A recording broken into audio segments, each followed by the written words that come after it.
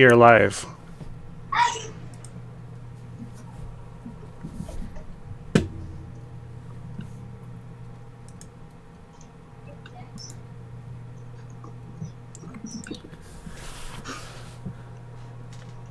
I see us. It looks like we're live now. Are we live? We're live. Did you not hear me? It would appear that we are live. All right. Looks like it. Is the sound going, Jeffrey? Do we know? I think so. Hi. I don't know if my sound's here. Oh, there. I was muted on your video stream, so everybody else can hear me, just not you. Okay, great. Well, it looks like we're live. So, interesting beginning. Hello, fellow rollers of the dice, and welcome to Season 2, Episode 6 of Holy Rollerz, the D&D show about the Hallowed Council, leaders of an interfaith alliance dedicated to protecting the world of Ienia from fiends, fae, and flumps, or anything else that threatens the gods' dominion over the world of Ienia. Flumps, dangerous creatures. You got to watch out for them. Huge conspiracy. Very big. Quick pitch. Support us on DM's Guild. If you like classic witches, buy Wonders of the Witch for 5th edition and World of the Witch for 4th edition, where you can find an all-new class with 4 unique builds, new spells, 6 sample covens, witchy magic items, and new monsters. We know you've always wanted to play a hag. We know you have, because we've always wanted to play a hag. So you can play a hag, you can play a witch priest, you can play any number of different things. And you will never look at witches again once you look at those. So, now for some brief introductions, starting with Ryan.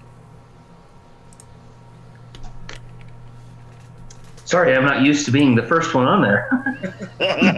Ryan has stage fright, so... I play Lachlan Dulay, the Bard Paladin of Sindel, the goddess of love and truth. Jeffrey. I'm playing Gizik, the hag witch, involuntarily serving Sigrund, the wretched goddess of hags and witchcraft and all that other nice fun stuff. And runes and souls. She gets around. Very good. Ben. Hey guys, I play Morokon. I am a monk, cleric. I follow the goddess Hemina. She's the goddess of the sun and light and guidance and good stuff. And all that good stuff. And regretfully, unfortunately, JT will not be joining us tonight. He is recovering from ear surgery. And we thought it would be a better idea for him not to get a massive headache and throw up live on camera. So we miss him, and we wish him well. We wish him a quick and speedy recovery, and hopefully we will see him next week. Otherwise, he's out. And no, I'm just kidding. That is not how we roll. But in the meantime, we would like to welcome our special guest star, Matt Leishman, the Dungeon Master of Fractured Roll, who will be playing. Who will you be playing tonight, Matt? I will be playing Sir Knight Captain, Sir Ulrich Silber. He is a paladin in the Order of Saint Britannia. Saint Bethania. But Bethania, my bad. Yeah. I had it written down. Yeah, no worries. Encyclopedia? Yes, the encyclopedia also. Wikipedia. And Matt, do you want to tell everybody what Fractured Roll is about? I mean, obviously everybody knows what our shtick is about. We're the Interfaith Alliance. What's Fractured Roll about? Fractured Roll is a 5th edition D&D game, much like Holy Rollerz here. It's my own homebrew. You know, we stream on Facebook every Wednesday night, 7:30 California time. I'm dialing in from California here. So, we're just rolling dice, and we're, killing beasties and solving puzzles and trying to save the world. Very good. One weirdo at a time.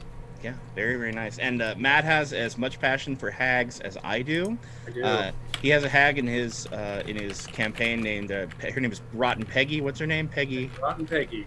Yeah, Rotten Peggy, and I'm rooting for Rotten Peggy. But anyway, so now we will do a brief recap to let everybody know where we were. Last time on Holy Rollerz, the party's journey of goodwill to Horta City was delayed when Lachlan discovered that Saint Delia Adira had cursed him with a monstrous-looking hairy wart. After attempts at healing and much embarrassment, Gizik remembered that the demigoddess of beauty had commanded Lachlan to assist the Hagspawn with his overall appearance. Frantically trying to make changes to Gizik's appearance, the Bardadin would only leave when Gizik surrendered his hat of disguise, allowing him to magically cover his mark. So, then the Hallowed Council and the first ambassador of the faith of man, Demora Octavius, took to the road, finally, stopping at the end of their second day's journey to rest at the Wandering Dragon Inn.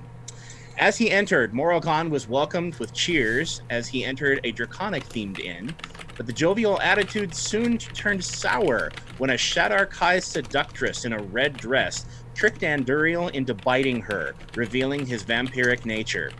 While Lachlan desperately tried to distract half of the inn with a performance, Anduriel, Gizik, and Morokhan engaged the woman and her two associates, an elf with aquamarine hair and a black dragonborn, in combat, at which point they announced themselves as members of the Trident Society, or at least the seductress in the red dress did. And that, ladies and gentlemen, is where we find ourselves. After a nasty round of combat, Anduriel was taken down, and he almost had a stake planted through his heart. But the critical hit was avoided by an unavoidable misfortune spell cast by Demora Octavius from the Faith of Man. Desperate spell. And so, Anduriel lies unconscious upon the floor with a stake half buried in him, and that is where we stand, with the bar kind of generally in commotion. And so, ladies and gentlemen, that is what happened. So we back up to the top of initiative. We would begin with Anduriel, but Anduriel falls conveniently to the plot, unconscious with that stake in him. Hate it when that happens. Anyway, which would bring everything to Lachlan. However, Lachlan, as you continue playing your song, you hear a rushing of metallic boots coming down the stairwell. And Matt, would you like to tell them what they see? Yes. So as the fracas is going on here, come storming down the stairs, you see four individuals, all of them dressed in full plate armor. All of them but one wearing the helmets on their heads. Knight Captain Ulrich Silbert. I come stomping down the stairs, helmet under one armpit, spear in my other arm, gleaming silver plate mail, the whole shebang, breastplate, pauldrons, greaves, gauntlets, everything. This helmet under my armpit has a shock of long white fur pluming out of the top of it, white wolf fur. Tabard, blue, pristine white tabard, blue trim, with the very bold symbol of help me out, Matt. Vestera? Oh, Vestera symbol? Vestera. Okay. With a blue shield with a white hand on it. The three others look very similar, but not quite the same level of accessorization, if you will. I come stomping down the stairs. The spear that you see in my hand is it has this like a 1.5 foot long blade on the end of it, and it's white, and the form of the blade has like kind of a subtle lightning bolt, jagged look to it. There's very clear runes etched into the side of it, blue runes, and kind of thrumming from the blade is this light blue mist. It's like perpetually kind of flowing like a misty cloud. Well. What do we have here? By Saint Bethania's bloody blade, what do we have here, huh? He looks behind him at his 3 compatriots. Looks like we came at the right time.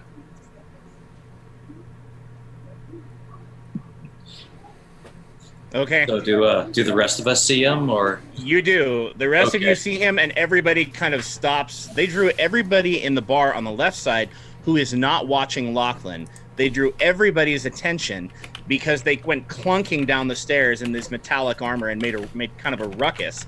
And then he calls that out, and everybody's kind of staring. The innkeeper, brewmaster Jean-Pierre, he looks back over the bar, kind of saw a little bit of the ruckus, and then he reaches his hand ever so subtly under the bar. But all eyes are pretty much on Sir Ulrich as he comes down. And the Shadarkai woman looks up, and everybody just kind of stops for a minute. And you come upon a very interesting looking crowd, Sir Ulrich.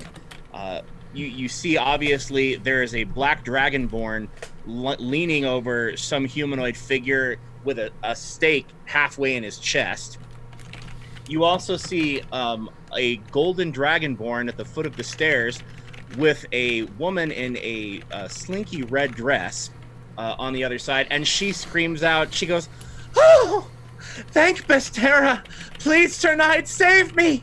My neck!" And I would like you to make an insight check. Are you trained in insight? Insight as a skill, I am not. But I can roll. Is it intelligence based? Can I still roll it? You can still make an insight check. Yeah, it is half. You had half your level, so 3, and then your wisdom bonus, which is significant. Or your wisdom modifier. Okay, so plus 10. oh jeez. Low roll. I rolled a 13. 13 total. I rolled a 3. Okay. All right. Great way to start. You take a look at her, and you can see clearly she has a bloody wound from her neck, and blood that is dripped down, and it kind of fades into her red dress, but she's got this garish wound, and also she's like, ugh, like shoving it at you. Sure. And she's screaming, and she is just hysterical. She's like waving out behind this enormous gold dragonborn, and screaming in terror, and "Please, Sir Knight, save me," and whatnot. It's pretty gruesome. It looks like we came at the right time. Okay. Performance led us here. Right, you say that, and Sir Leo, the 20-year-old, just kind of really buff, one of your squires, he looks over at the woman and he goes, "Sir, she's an elf." I know how you feel about elves, Sir Leo. I know.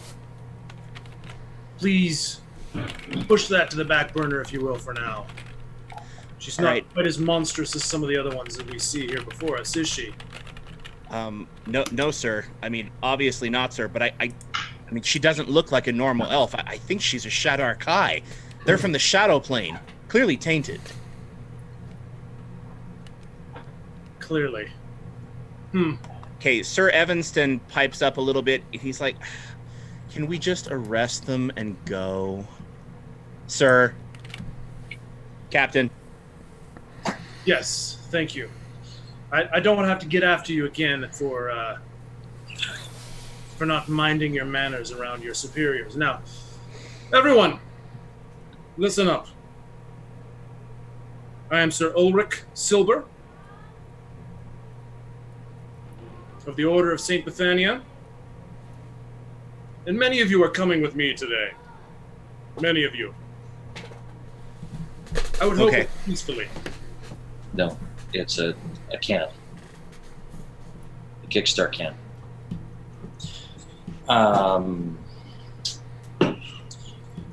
I'm sorry, but my compatriots and I, we just got here. We're trying to eat.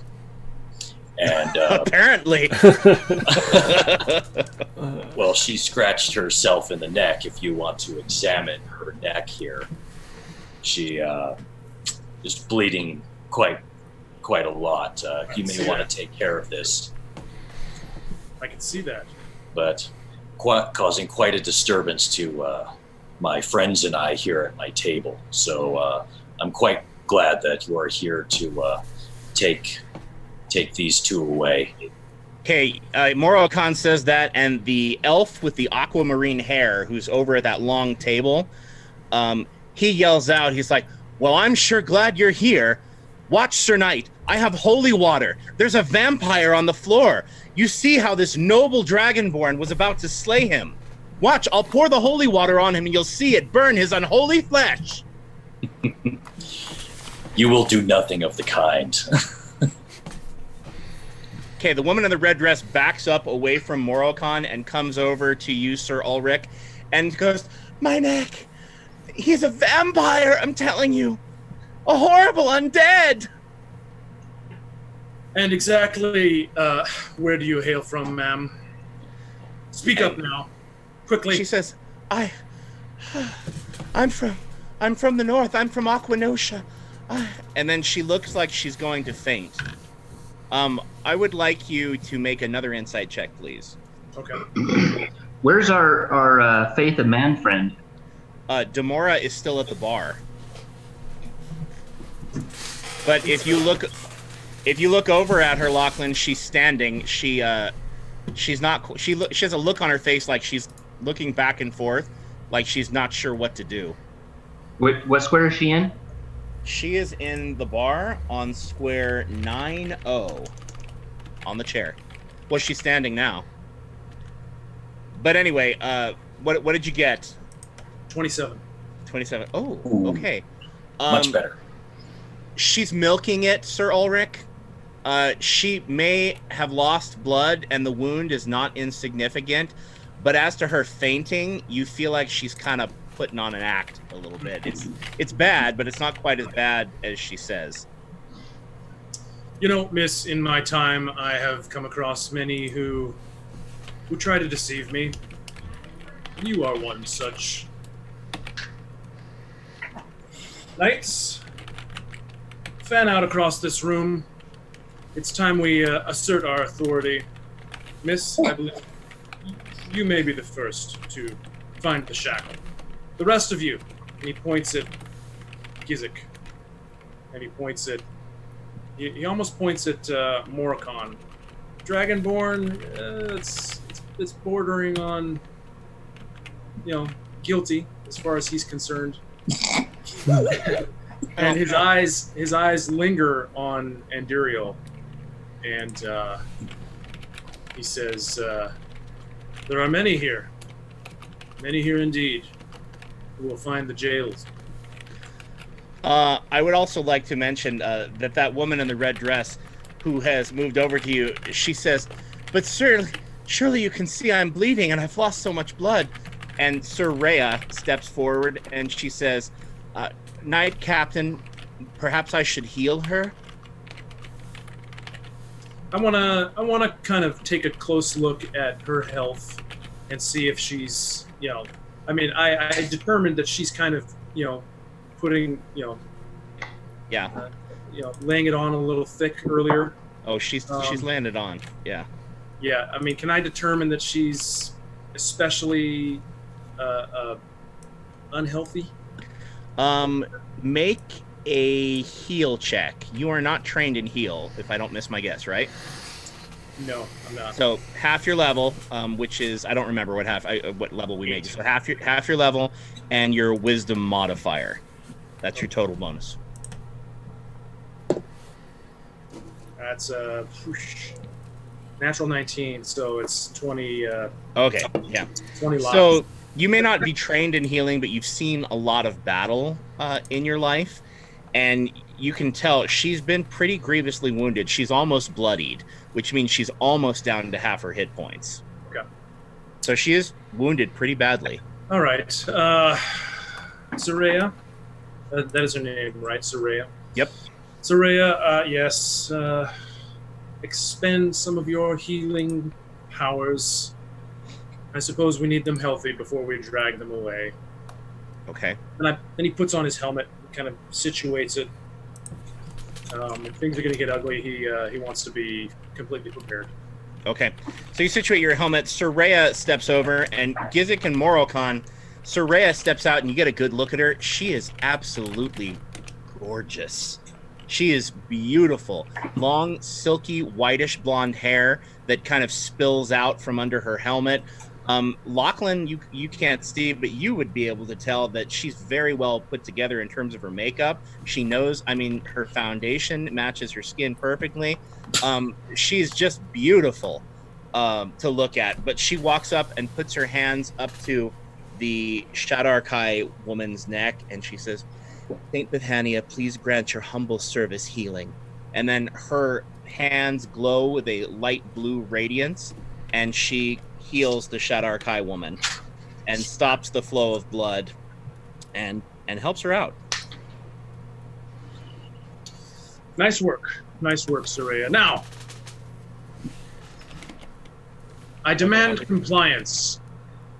Not everyone here, of course, but those of you who I've indicated, you're coming with us. And if you don't, well, I'm afraid you may be sent to sleep with the green dragon. Okay. Okay. Make a knowledge religion check, please, all three of you. Okay. That dragon doesn't sound so bad. What'd you get there? I got a 15. Lachlan? Natural 1. Dirty 20. Dirty 20. All right. The other two of you, Gizik and Lachlan. Lachlan, you probably can't even barely hear any of this that's going on. Morokon, you are the only one who rolled high enough. You know that Saint Bethania is a demi-power in the service of Bestera, and she became a demi-power, or she was elevated to divinity when she slew an evil green dragon that had been marauding across the Adaria Republic. Oh. So, his reference to you can go the way of the green dragon is he'll off you, just like Saint Bethania took out the dragon. Okay. But I'm sure he has affection for you. He's just hiding it very deeply. Right. So Morokon's just gonna sigh, just, Demora, perhaps you can help assist the good captain here and allow us to finish our meal and our evening in peace. Okay, from the bar, another very attractive woman in a long, elegant white dress, simple but of a very fine material, and some very simple white slippers, long black hair, walks around the bar, and she says, Sir Knight, I think we have a bit of a misunderstanding here. You see, there's some subterfuge going on. These three attacked my companion, and one of them, and she looks over at Anduriel, and then she kind of like bites her fingernails for a minute, like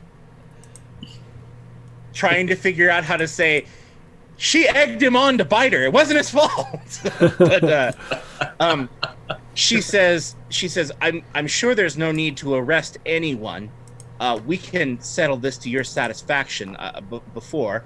I assure you, nothing wrong has been done.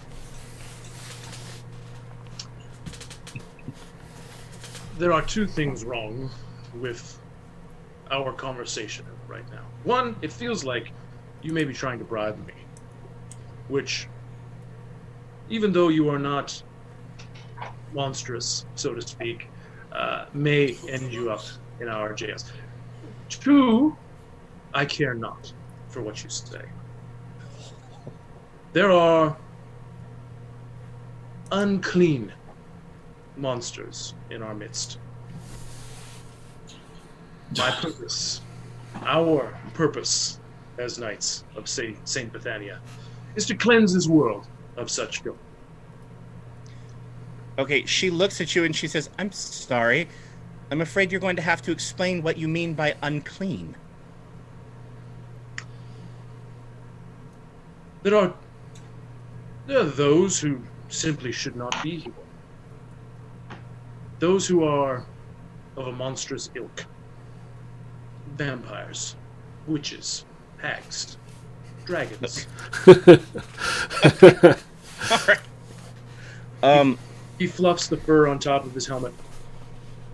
Monstrous wolves, ogres. Knights. I'm sorry. Okay. She looks at you, and her jaw drops. She was like, We have far too many knights in this world. okay, and she says, Sir Ulrich, dragons and many other wondrous creatures have been a part of this world long before humans ever were. Surely you must realize that. You can't mean that just by dint of the fact that they're dragonborn, that they merit arresting.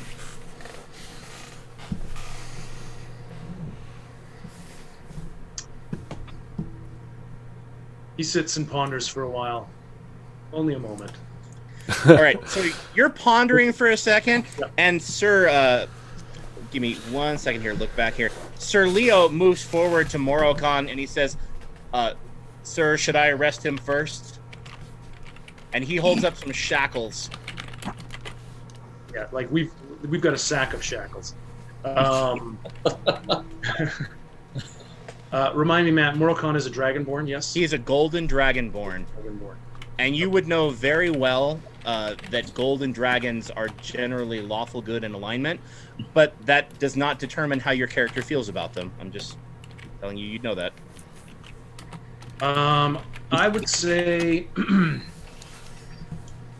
No, I believe first we'll move on to the green one over there. To Gizik? Yes. Okay. All right. Gizik, Sir Leo goes walking towards you. He's a big, burly, knight-looking, squire-ish personage. And he goes, turn around. I would do what he says. Oh, knights always causing problems where they're not wanted. All right. He looks up at you and he says, Sir Ulrich, are we to put up with this lip? Oh, I'm sure you put up far worse. Okay. Tell you, good Captain Knight, are you familiar with Sister Faudever? All right. Make a history check, please, Sir Ulrich. I don't think you're trained in history, are you? Or are you? I am. All right. Make a history check, my friend. 29. Oh. Okay. Ooh, wow. All right. You actually have heard of Sister Faudever. She is a member of the Hope Maidens, which is an order of chaste nuns that follow Bestera.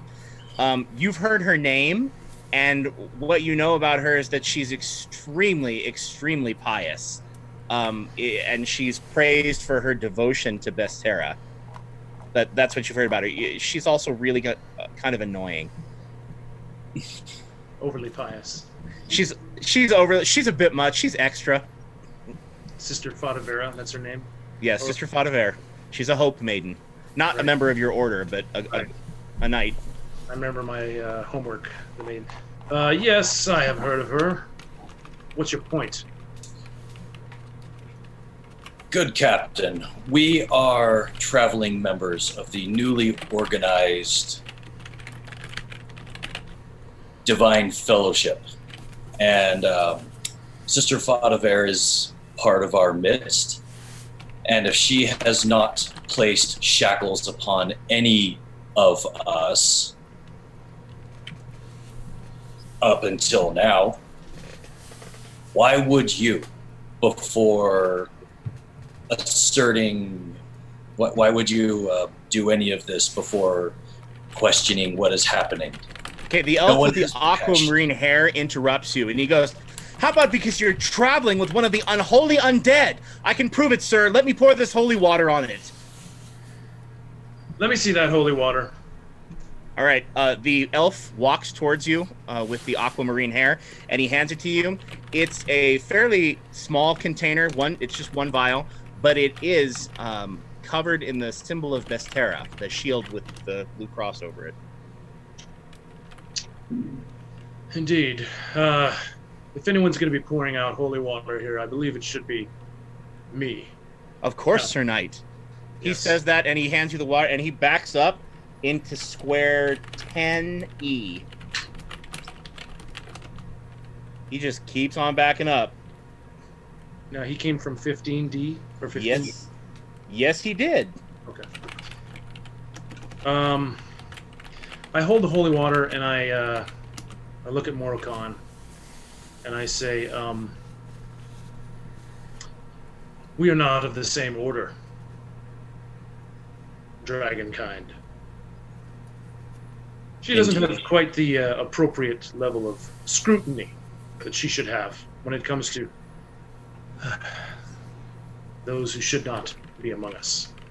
Now, move aside as I administer this sacred liquid. You will do nothing of the kind to my friend here. Your friend? An associate? If anyone is going to slay this vampire, it shall be me. I will. A servant of Hamina shall cleanse him of this. And I will not do that here either. Okay, Sir Ulrich, you get a good look at Morocon as he turns around. He has the symbol of the world torch tattooed on his chest, with a sun at the apex and the moon and a star at both sides. Make a knowledge religion check. Yeah. Thank you. Or just a religion check. Yep, I got religion. Yep. 22. All right, so you can tell that he is a member of the Church of Hamina.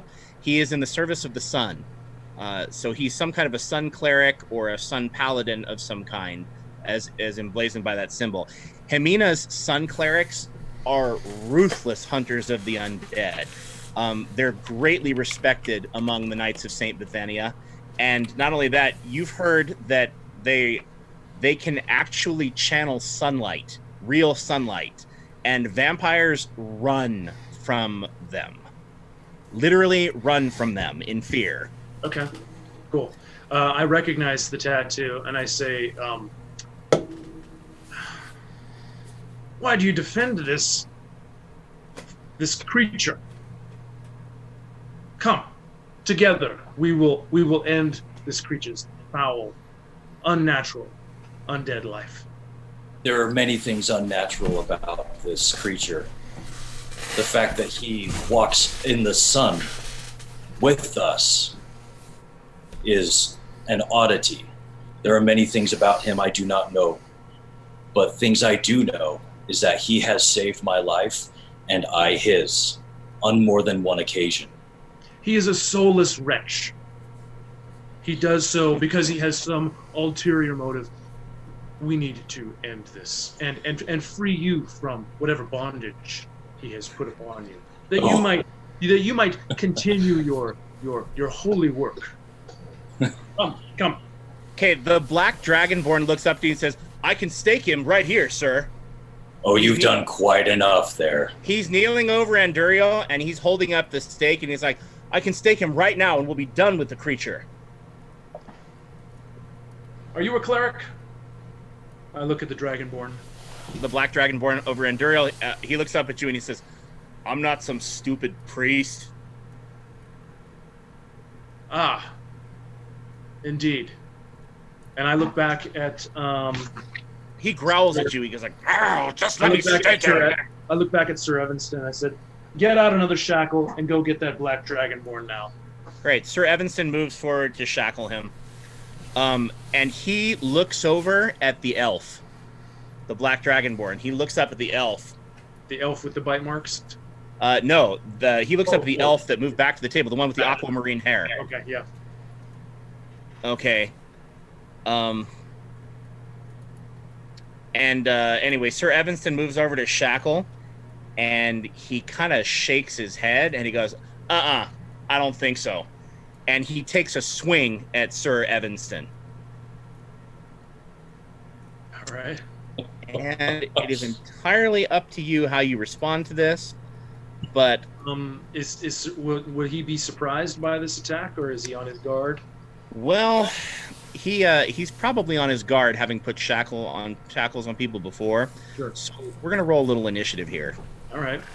And why don't you go ahead and roll for Sir Evanston?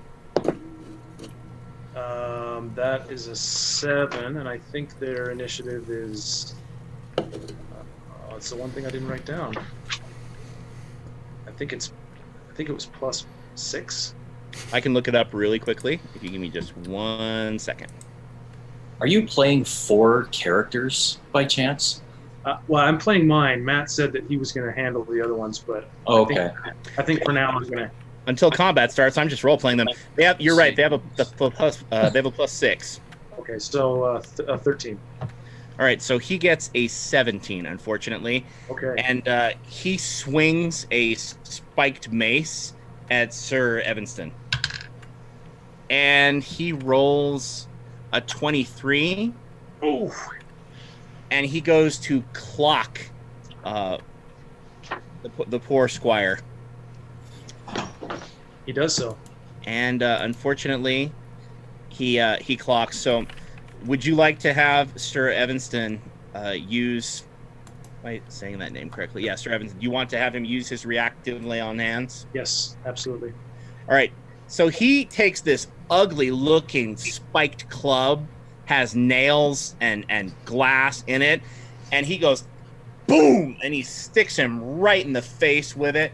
Sir Evanston spins in a circle, does a 360, starts to drop, and then blue healing light flashes out of his hands, and he stands up, and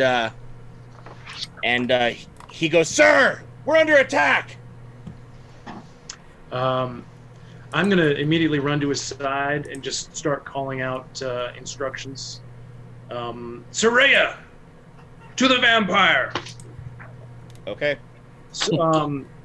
And Sir Leo, to the green one now! Okay. And I'm going to rush over to this black dragonborn. Alrighty, ladies and gentlemen, it is time to roll for initiative again.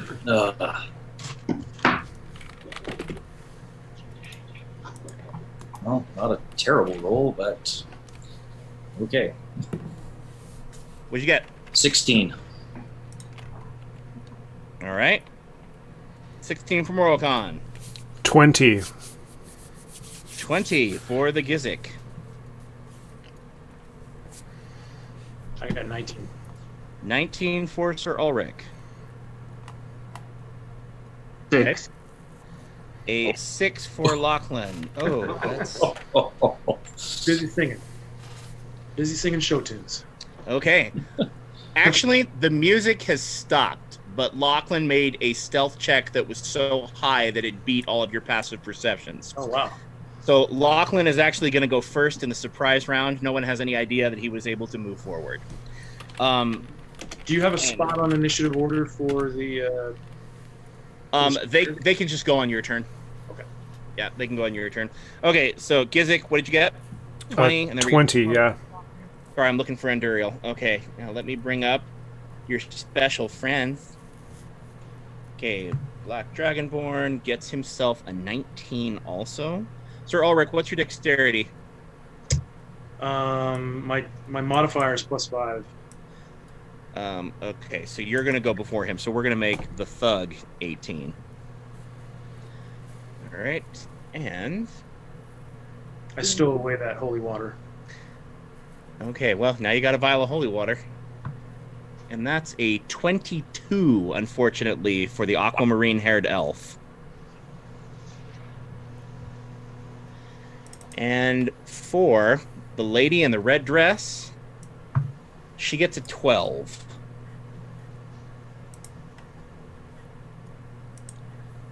Okay. Lachlan, my friend, what would you like to do? You have a surprise round, and you're the only one acting. First of all, tell me where you want to be. I want to be at 18K. Okay.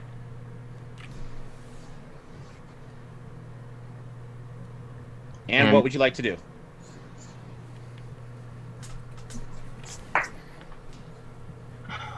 Where is Sir What's-His-Face? Sir, the one who just got his head bashed in. He is right next to the Dragonborn in square 22G. 22G. What's his name? Sir Evanston. Evanston, okay.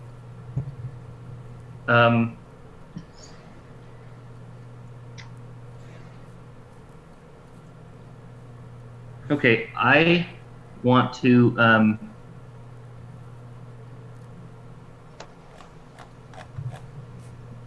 You want to I want to. So I look at the Black Dragonborn, and have I heard him called Sir Evanston? Yeah, he's called out his name. Okay, so I'm gonna shout, Sir Evanston, hit him back, and then I'm gonna use staggering note on the Black Dragon. Okay. So it's versus Will. 24 versus Will. Yes, that'll do. Okay, so he's going to take 7 thunder damage and be pushed into square G23. And Okay. Sir Evanston can take a melee basic attack against him should he choose.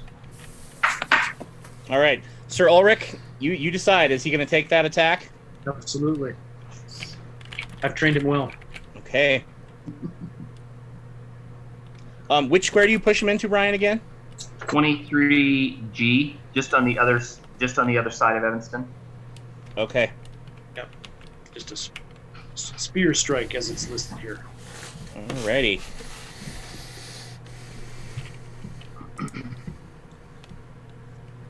Am I rolling for it, or should we? Nope, you got it. Okay. At this point, all right, that is 21 is a hit. All right. So he takes 7 damage. Strikes him with his spear. It says here the target is marked until the end of Sir Evanston's next turn. Yes, he is. So Lachlan does that with his sword. He just kind Okay. of slips it out of its sheath and sends this thrumming thunder damage towards this guy. And then when Sir Evanston hits, he says, "Huzzah for Sir Evanston!" Okay. Okay. So he swings this sword, and it actually acts kind of like a tuning fork.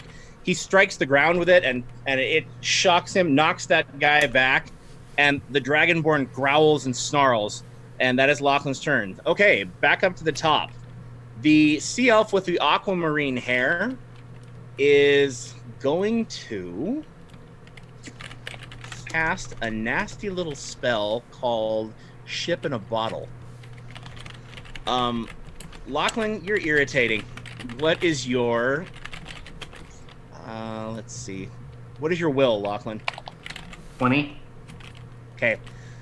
Lachlan, he pulls out a little ship with a bottle in it. He uncorks it, and he drops the cork on the floor, points his hand, and starts chanting at you, and you feel your form being pulled towards the bottle. And he got a 21. Anything you can do about that? Yep. Bastion of Mental Clarity. I'll get myself a +4 to will. All right. He's going to use Elven Accuracy, and he's going to roll it again. So now what's your will? Well, I was wrong before. I forgot we're level 6, so it was 21. Now it's 25. Okay. So he's going to use Elven Accuracy and try to roll it again. And he rolls a 3. So unfortunately, that does not work for him at all. All right, so you start feeling yourself being pulled like towards this ship in a bottle that he's got as he's chanting, and then it just goes away completely. And then he takes the run action. He bolts. And I want to shout at him as he does that and say, "Filthy elf magic!" I'm trying to play on these guys' prejudice. Okay, you say that, and Sir Evanston looks over to you, Sir Ulrich, and he says, I told you, sir! Look!" I think you mean Sir Leo. He's the one who hates elves. Yes. Sir Leo, excuse me. Okay, he runs to square M5. So the elf with the aquamarine hair is now in square M5 by the staircase. So he bolts into the middle of the inn, runs right past Demora, and she doesn't have any weapons, so she doesn't take an attack of opportunity on him. This is the one that was behind the bar? Yes, the woman in the white dress that was behind the bar. Okay. All right, so she clocks, he just books it running in that direction. And that is his turn. Okay, Gizik, my friend, it is your turn. I don't know if I really want to attack anybody. So you haven't even stood up from your chair, have you? No, not really. No, he's still sitting at the bar, although he has been threatened with arrest, even though he's just sitting there. I may not like the knights, but that doesn't necessarily mean that I want to fight them. All right, so Gizik is over there going, "Oh dear, dear." Like, I think I'm gonna go.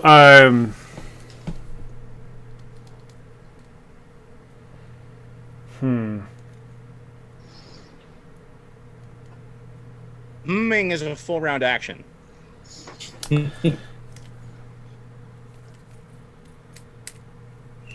I'm gonna step back over by the fire lamp. So Okay. move to 16F. And I think I'm gonna use total defense. Okay. Alrighty. That will be Gizik's turn, total defense. And now, Sir Ulrich, it is your turn, my friend. Yeah, this Black Dragonborn. If he's on 23 H, I mean, I want to storm right up to him. Okay. He is actually on square 23F. He got knocked back by that tuning fork effect from the sword. Okay. Well. Oh, my bad. You're right. Yeah. So, yeah, I guess I want to slide right up to 23F myself. Oh, he's on 23F. Yep. You could circle around, but if you circle around to get to him, you might provoke an attack of opportunity from the woman in the red dress if she intends on attacking you. And she's on 22E. She is on 22E. That is correct. Right behind Morocon. Yeah. No, I'm gonna slide right up next to him, 23E, and yeah, I'm gonna vengeful strike, brandish forth my spear, and just thrust it right at him. Okay. That's 23 to hit, 24 to hit. Yeah, that's gonna do it. Okay. All right. This is a lot of numbers here, people. A lot of maths. 12, 19. That's 20 points Nice. of damage as I sink my blade into this wretch's something. Shoulder? Thigh? If you like. Yes. Well, I'm aiming right for his chest. Kill shot if I can. 20 Okay. points. That's not insignificant either. No, it's not. All right. So you take your spear and expertly whip it around, charge in, and you stab him right in the shoulder. And he screams. He's like, "Rah!" And as he screams, like acid spittle comes out of his mouth. Part of it hits your armor and just kind of starts sizzling. It's not enough to drop, but you become very aware of the fact that he has acidic breath, should he choose to unleash it. He screams it on you and he goes, "Ah, stupid Adari Republic and your stupid knights!" And backs away and snarls at you. I'm going to enjoy killing you. Okay, now it would be his turn, unless you're using your action points, Sir Ulrich. No, I'm not. All right. Shoot my squires. When do you want them to go? It's your call where you want them to be and where you want them to go. Okay. Well, I sent them off in different directions, right? So one of them is going over to Gizik. Okay. I don't know how much movement they've got, if they can get to where he is now. They can easily get to where he is now. You want to send Sir Evanston after Gizik, the blacksmith's son? Or Sir Leo? Sir Leo. Okay. And then, because Evanston's already kind of engaged with this Black Dragonborn. That is true. Yep. So he's going to maintain position there. And then I also sent Soraya to the vampire, to Andiriel. Okay. So she's in square 22F. Let's put her in 21F. All right. 21F. Alrighty. Yep. All right. And that's Soraya. That's Soraya, the gorgeous, well put together one. Okay. So Evanston will strike at this Dragonborn. She will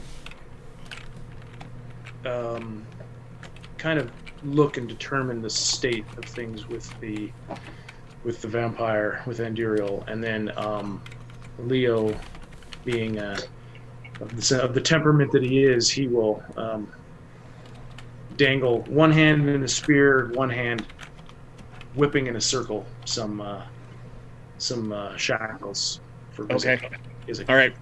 Gizik, he looks like he's about to attack you if you don't surrender. You're just going to keep... You took the full defense action. Any response in particular?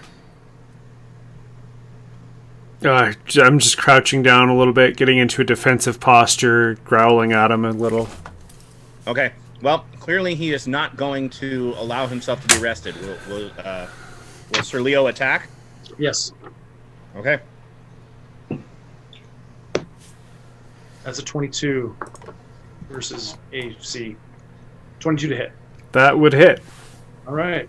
So you take 7 damage from his spear strike, and he's going to bark at you and say, "Comply, or die."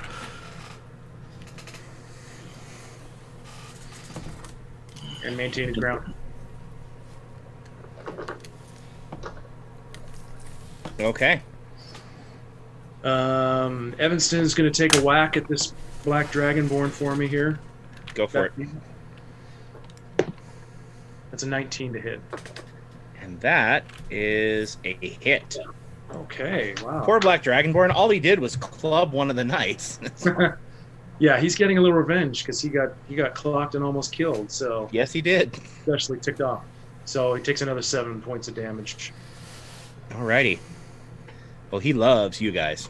You're his new favorites. Okay. Alrighty. Very good. And is that all of your knights? Soraya is. She attacked Gizik already, right? She went to Andiriel. Or Enduria, yeah. Looking him over, and he currently has a spike in him. It's in him. It's not in his heart. But have her make a perception check, please. Okay. Is she trained? I don't have it written down, so That's okay. It's on her skills.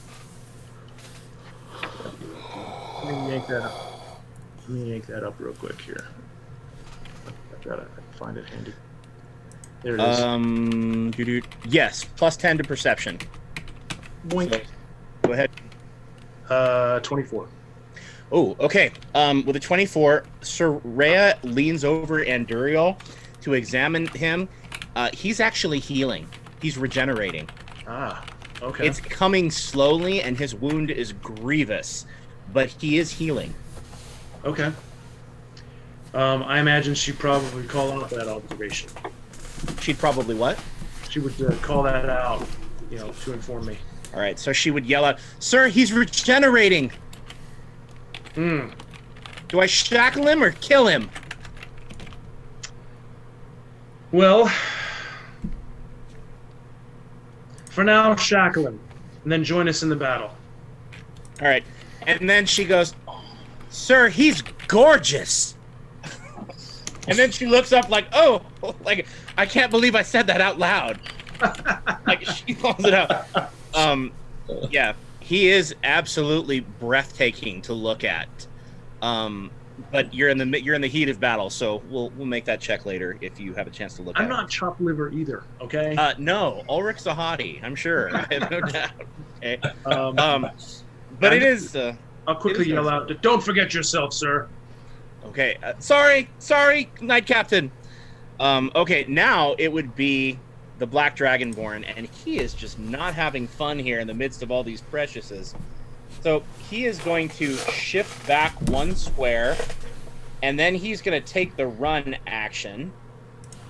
Evanston will get an attack of opportunity. Okay. 21. That will do it. So 7 more points of damage. All right. He's taking these hits left and right. He looks like he can keep taking them. And you get a good look at him, Lachlan, as he runs past you. Evanston gets a good look at him. He's scarred. He's got scales missing. And he's got just patches, horrible. One of his eyes is just kind of he looks like he's seeing things, should we say. He's definitely a thug. But he is going to run and wind up in square 1, 2, 3, 4, 5, 6, 7, 8. He's going to wind up in square 22-0.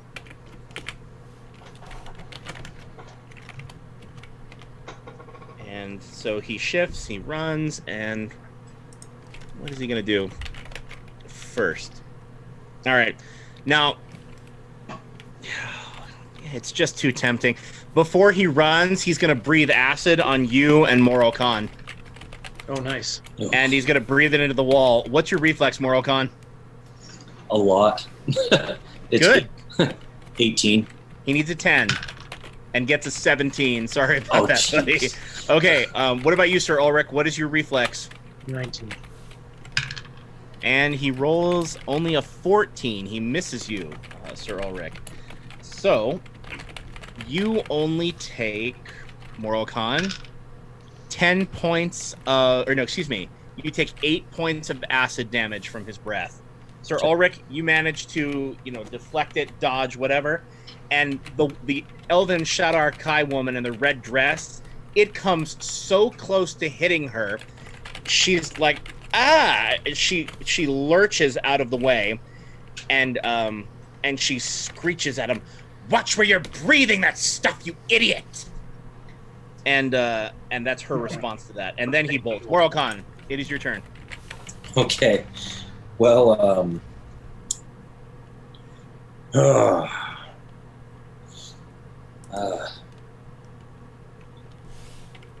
Enduriel's okay. Well, he's getting tied up at the moment, so he might actually be happy. Who knows? Right.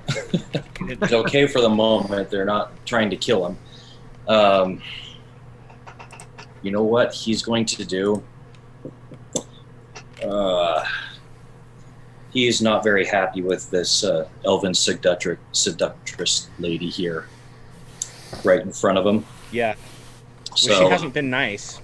that's true. I've seen what she's done to Enduriel. I've seen the ruse that she's playing, and I really just don't care for her. So I think I'm just going to pull out all the stops. So I'm in Fighting Fury stance right now. Uh-huh. And I'm going to gather some sunlight in my claw, and I'm just going to throw a huge haymaker at her, casting Avenging Flame. Oh, that's mean. Okay. She done made me mad. All right, get her. All right, that's a good roll. That's a 28 to AC. That'll do. Right.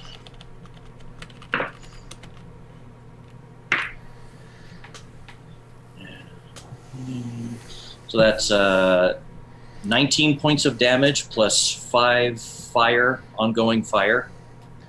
Oh, she loves you. Oh, I'm sorry. That's actually. Did I say 19 You points did. of damage? You Okay. did. It's actually 22. Okay. He shout anything out when he does that? Just, Amina, shine your light on the lies and the ruse that this seductress has thrown at us, and throws just a big haymaker at this lady. All right, so Morokhan calls out this prayer, and fire and holy light gathers, and he goes, and she takes a step back, but he moves forward so fast that she can't get out of the way. And you get a really clear look at just how skilled he is physically. He moves with the precision of a monk, and he clocks her right in the face, and then her red dress is on fire, and she's like, ah! She just starts screaming, except this time, Ulrich, you don't feel like it's fake. She means it. Okay. All right, that is Morocon. It is now roll a her perception turn. check. He doesn't need to make an insight check. He believes her. Okay. She is not happy. She is going to use her Shadow Jaunt power to teleport 3 squares away. So 1, 2, 3. She teleports on top of the table into square 19H.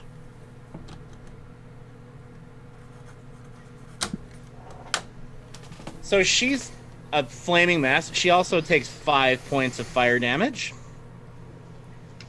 As she desperately... Let's see if she manages to put it out. And oh, she rolled a 2. She's still on fire. Bummer for her. Okay, oh, Morocon, she really doesn't like you. She's freaking out. What does she want to do to you? You're so terrible. All right, she reaches under her dress.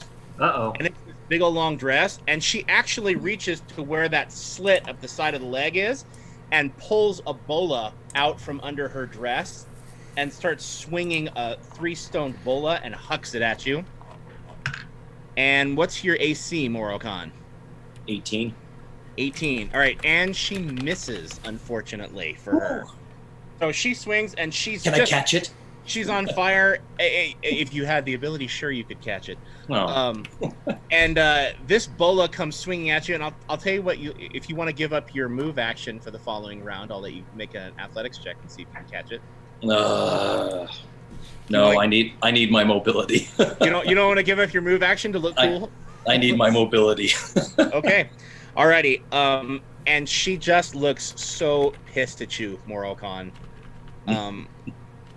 And what is she gonna do? Yeah, that'll be. Oh, she's desperate. She's gonna use her action point because things are starting to get ugly. She goes, ugh, and she reaches back behind her and whips out 2 really small hand crossbows. They're actually smaller than even the dark elf size, and she fires 2 darts off at you, Morocon. And the first one is a 27 hit. And the other one is only a 16, which is a miss. Okay, Morocon, you take 14 points of damage and ongoing poison damage 10. Jeez.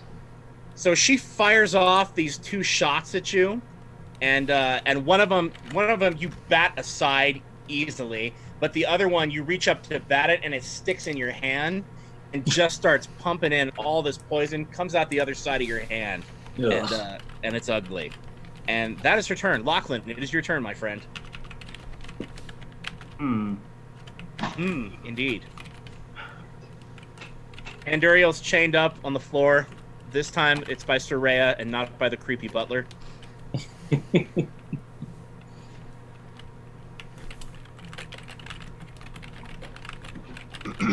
Gizik is defending himself from Sir Leo. You got the hurler on the table. You have the black dragonborn, the grizzled-looking, horrible scar dragonborn who's running across the room. Okay. Oh,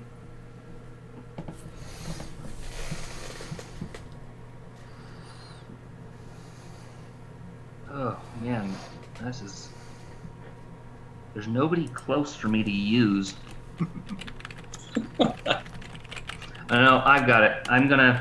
I look up at this Shidarkai nightmare. Uh-huh. The one with the crossbows in her hand. Yeah. Teeny tiny little crossbow guns that she just fired. Yeah. Pew pew. Yeah. And I say, Lady Trueheart, Oh. shatter her heart on the altar of your scorn, and I'm going to channel divinity at her and try and yank her off that table. Okay, Sir Ulrich, make a religion check, please. 20. Okay, he just called out a prayer to Sindel, the goddess of love and beauty. All right, what'd you get? Let's see. That is a whole whopping 21.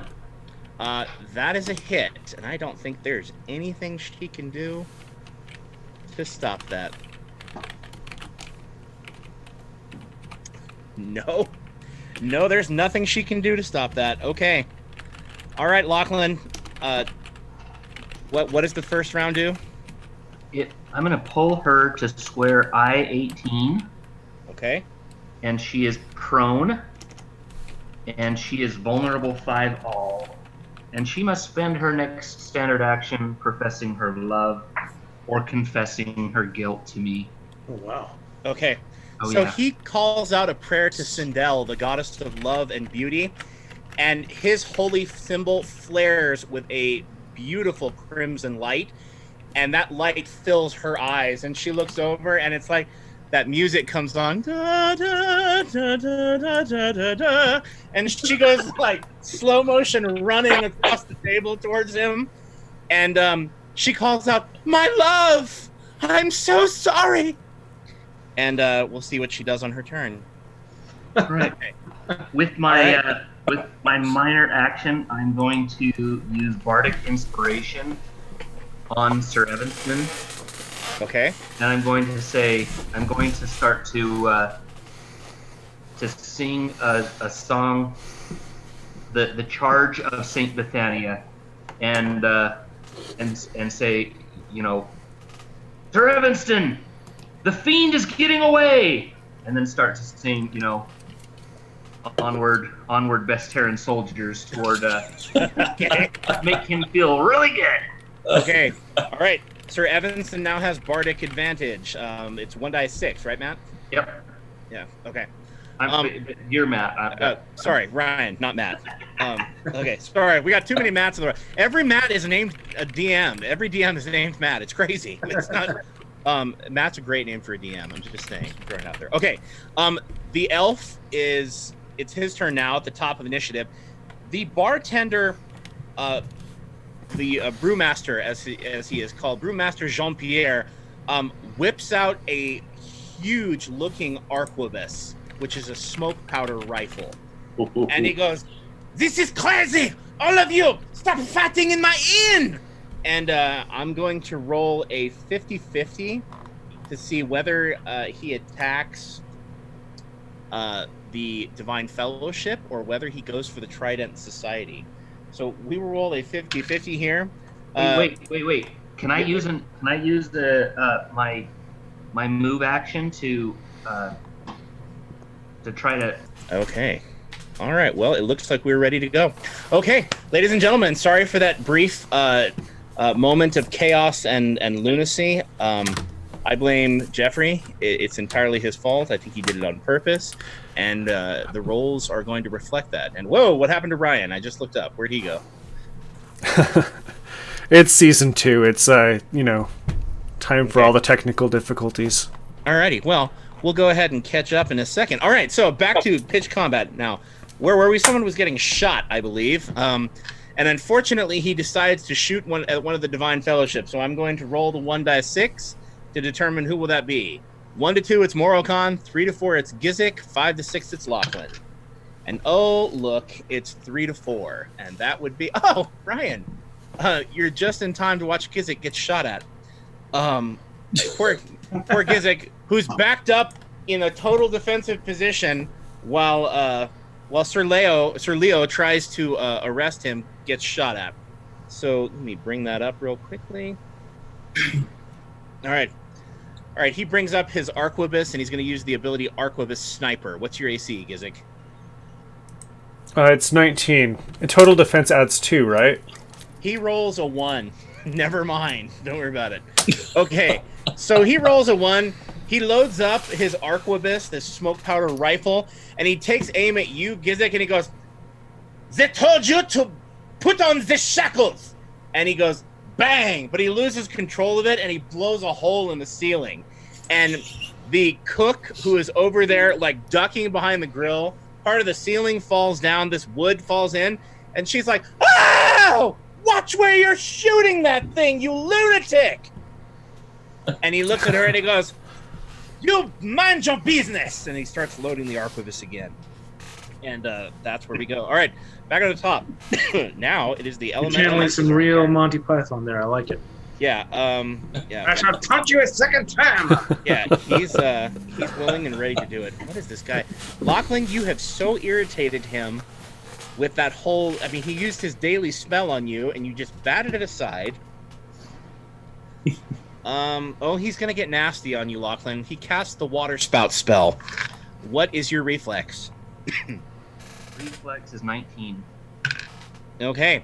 That is a 24, my friend, versus your reflex. So I think he got you. Lachlan, from way far away, he's actually going to move again because he doesn't want to be in the mix to this madness. He's going to go 1, 2, 3, 4, 5, 6. He moves to square 6S, right between the two tables.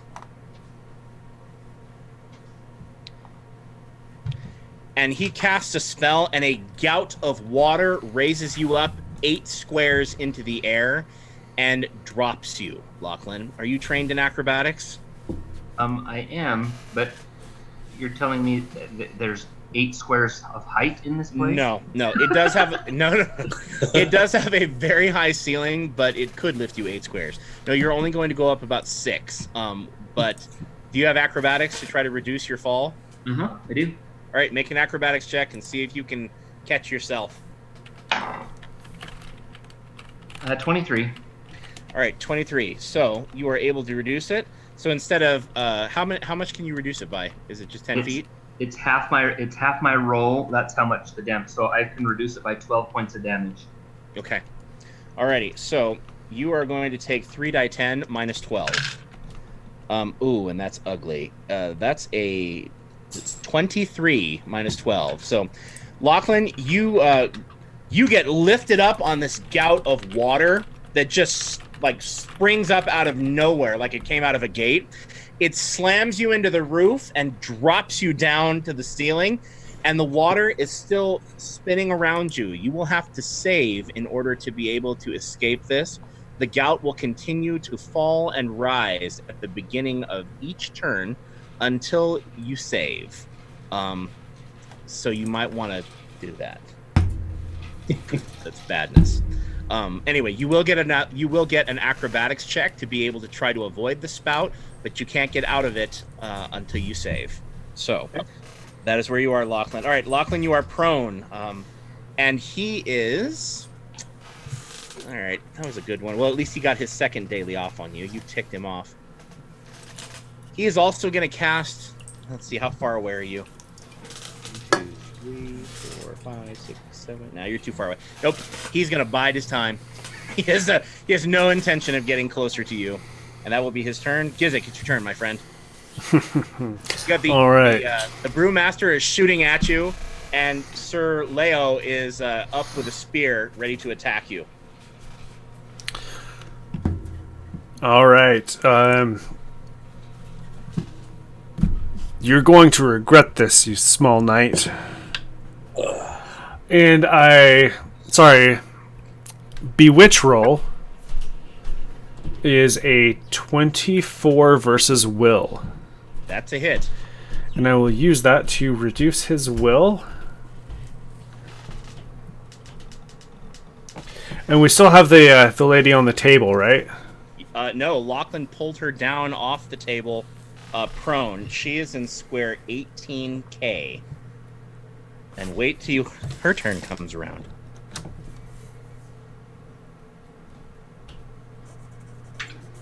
So there's nobody close to him that I could move him to, is there? No, not at the moment.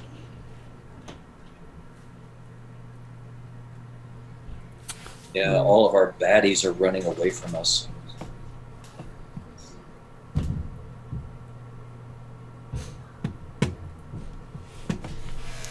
Alright, well, I'm going to hit him with Waves of Ecstasy then. All right, then. What? 23 versus Will, and he has a penalty. That'll do. Okay. You which one did you Did you say ecstasy? Yes. That's what he said. Okay. Waves of ecstasy. Okay. So poor Leo gets hit with Gizik's spell. What does it look like, Gizik?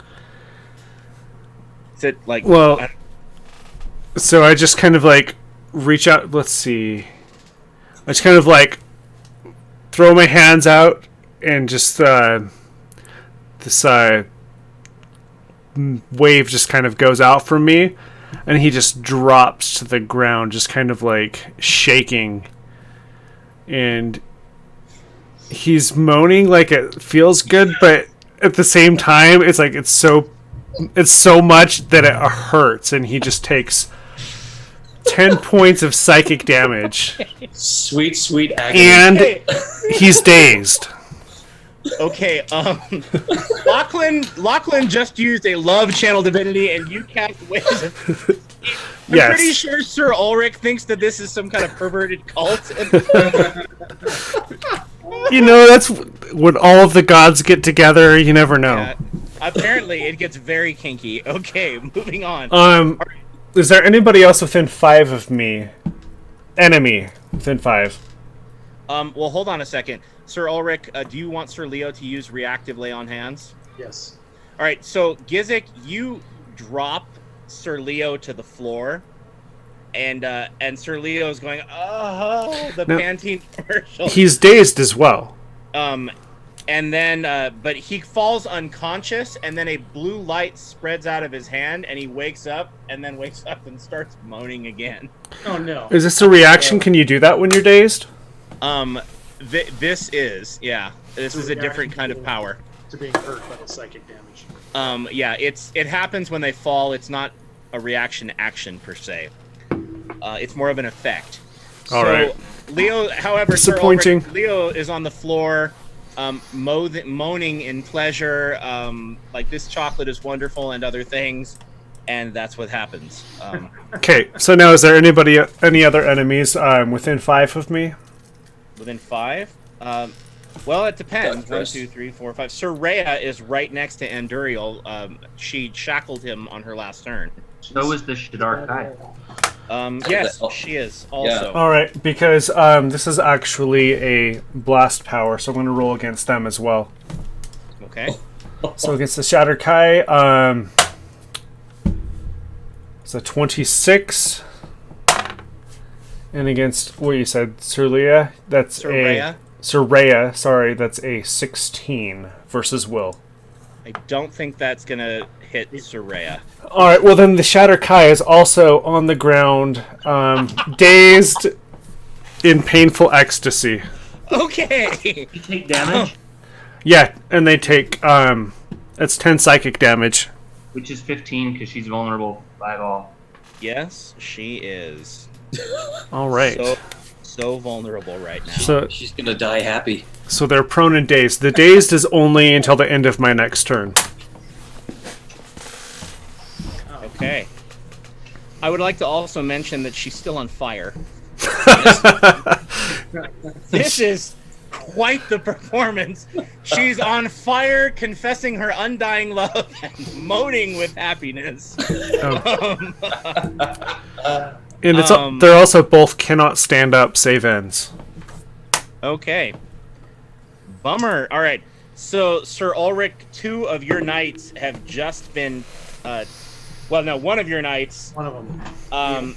have been taken up by this hag spawn by a clear sign of witchcraft, just so you know. Mm-hmm. And that would be Gizik's turn. It's your turn, Sir Ulrich. What would you like to do? Oh boy. So that's troubling to me because I really want to hurt this black dragonborn, but that is especially irksome to me. This hag spawn, this mind power to drive this false unnatural ecstasy. So I'm going to rush over to Gizik. Okay. And I'm going to scream the whole way. All right. So You're gonna provoke an attack of opportunity from Morocon if he chooses to take it. I will not. Good move. Defending. Thank you. Okay. All right, so you move over to square 17E, right next to Gizik. Yep. Okay, Right. that's your movement, 6 squares. And what would you like to do? Okay. I want to.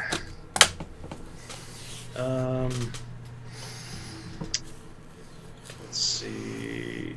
Is he classified as a hag? Why, yes, he is.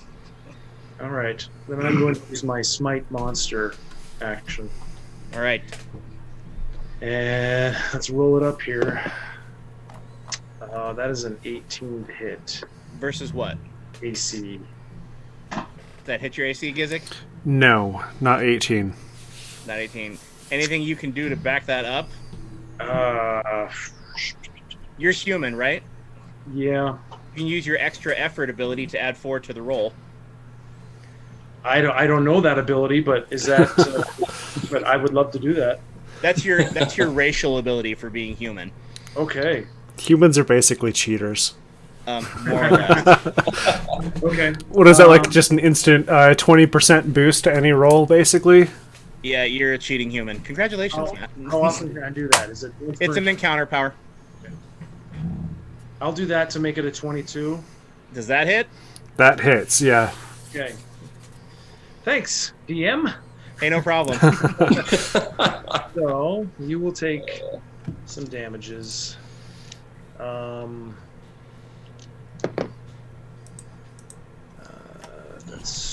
That's 20 points of damage, Ow! 2 of which are radiant. And you are stunned. Stun, save end, or stun until the end of the next turn? It says save ends. Okay. Does he shout anything other than when he does this? Or does he just... Yeah, absolutely. I mean, he is screaming the whole way, shouting, "Saint Bethania, point my spear true!" I'm going to use my resilience and roll a save right now. Good plan. That's a 14. Okay. So you manage to shake off the stun effect, but he sticks that spear right into your side and does 20 points of damage to you. Okay. Okay. Ouch. Gizik. Hang on. Oh, sorry. I'm gonna use my action point. Oh. I'm not done here. Oh dear. I rolled to recharge that. It didn't recharge. So I am going to hit him with a vengeful strike, if I can. Yes, you absolutely can. That's a natural 18, so it's 31 to hit AC. Holy cow. Yeah. I think you got him. You said you're level 8, though, right? Yeah, I am. This is not quite fair. So you take 11 normal damage and 1 point of radiant damage. Sorry, 18, not 11. 18 points of damage. Jeez. 18 points of damage, which takes me to -1. No, it doesn't. Okay. Gizik, you may spend a healing surge, and you resist 4 of those hit points. Okay. Where does that come from? It comes from Demora, who had a readied action and was waiting for one of you to get injured. So you stick this spear into him and stun him, and then what does it look like? Where do you hit him when you follow him up with a vengeful strike? That one was in his side. This one will be right in the gut. Okay. All right, so he's going... he's shivving you over here. Your blood and your guts are moving everywhere. And Gizik, your AC goes up by 2 for the rest of the encounter, or at least as long as she has her White Witch's blessing on you. Jeez. And you spend a surge and ignore 4 of that last, so you regain a surge plus 4. Demora casts Healing Charm, And she whispers, and Ulrich, you've actually seen this spell used before. It's witch magic, and the healing charm convinces the subject that they're not really injured, and it causes healing through illusion magic. So her voice carries over, and she says, "There is no injury. There is," and her voice just kind of echoes. And Gizik, it fills your head, and then you kind of shake off a little bit more of that other hit, so you are not dropped. Can that work in real life too? Because that sounds awesome. Yes, I recommend you try it the next time you get hit with something. You silly boy, you. Right. Okay, that was Gizik, Sir Ulrich. Now it's the Dragonborn. Not me. Not the good one. The not so nice one. Oh, he just does not like all of this madness. Well, look at you, Lachlan. Look where you are. I'm on the floor. Yes, you are. 1, 2, 3, 4, 5, 6. Okay, Lachlan, he moves over to square 18M. The Black Dragonborn Thug. And you're on the floor, which means you grant combat advantage. He's going to use Brutal Charge. What is your fortitude? 17. Okay. That's a 25. So I think he got you. Lachlan, he comes charging at you and moving. He's like, ah! And he lifts that club, leaps into the air, and swings that club down right on your head. And you are going to take 3d10 plus 14 damage. Oh, jeez. So 18 plus 14 is 32 points of damage, Lachlan. Oh, And you are knocked prone, more so. He's deeper into the floor. Okay. And that's pretty much what happens on his turn.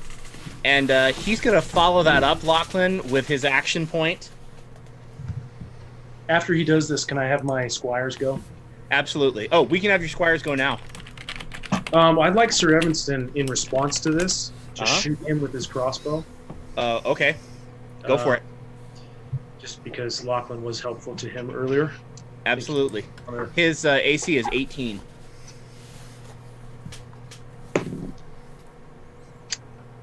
$21. That's a hit. 20 to hit. So that's yeah, just 7 points as a crossbow bolt just kind of buries it right in his shoulder. Okay. All right, you nail him, and he's like, "Ow!" Unfortunately, Sir Leo is on the floor, dazed and in a bad way. Or a good way. Yeah, or a good way. Yeah. A very good way. Sure. Gizik, is that save ends? That spell? The daze effect? Daze is not save ends. Daze is until the end of my next turn. The cannot stand up is save ends. Okay. So you can roll the 1d20, Matt, to see if Sir Leo is able to stand up. That's a 3. Okay, so unfortunately, Sir Leo is just writhing on the floor, useless.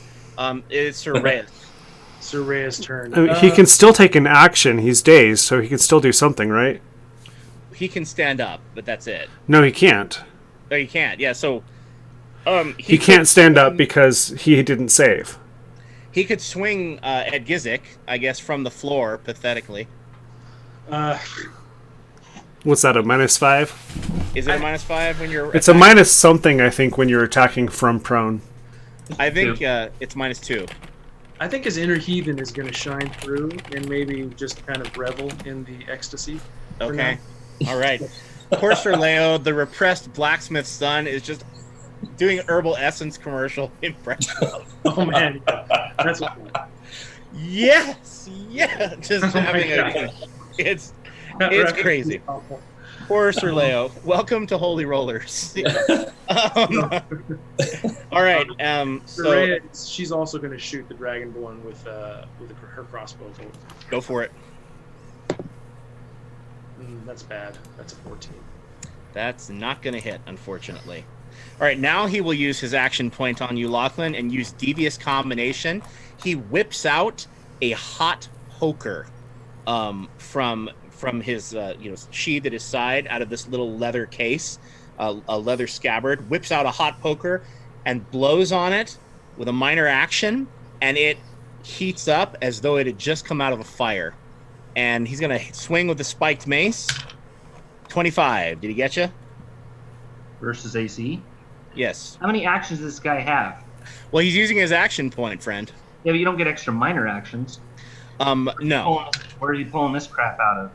Out of his back Pulling pocket. on it, pulling it out, swinging extra.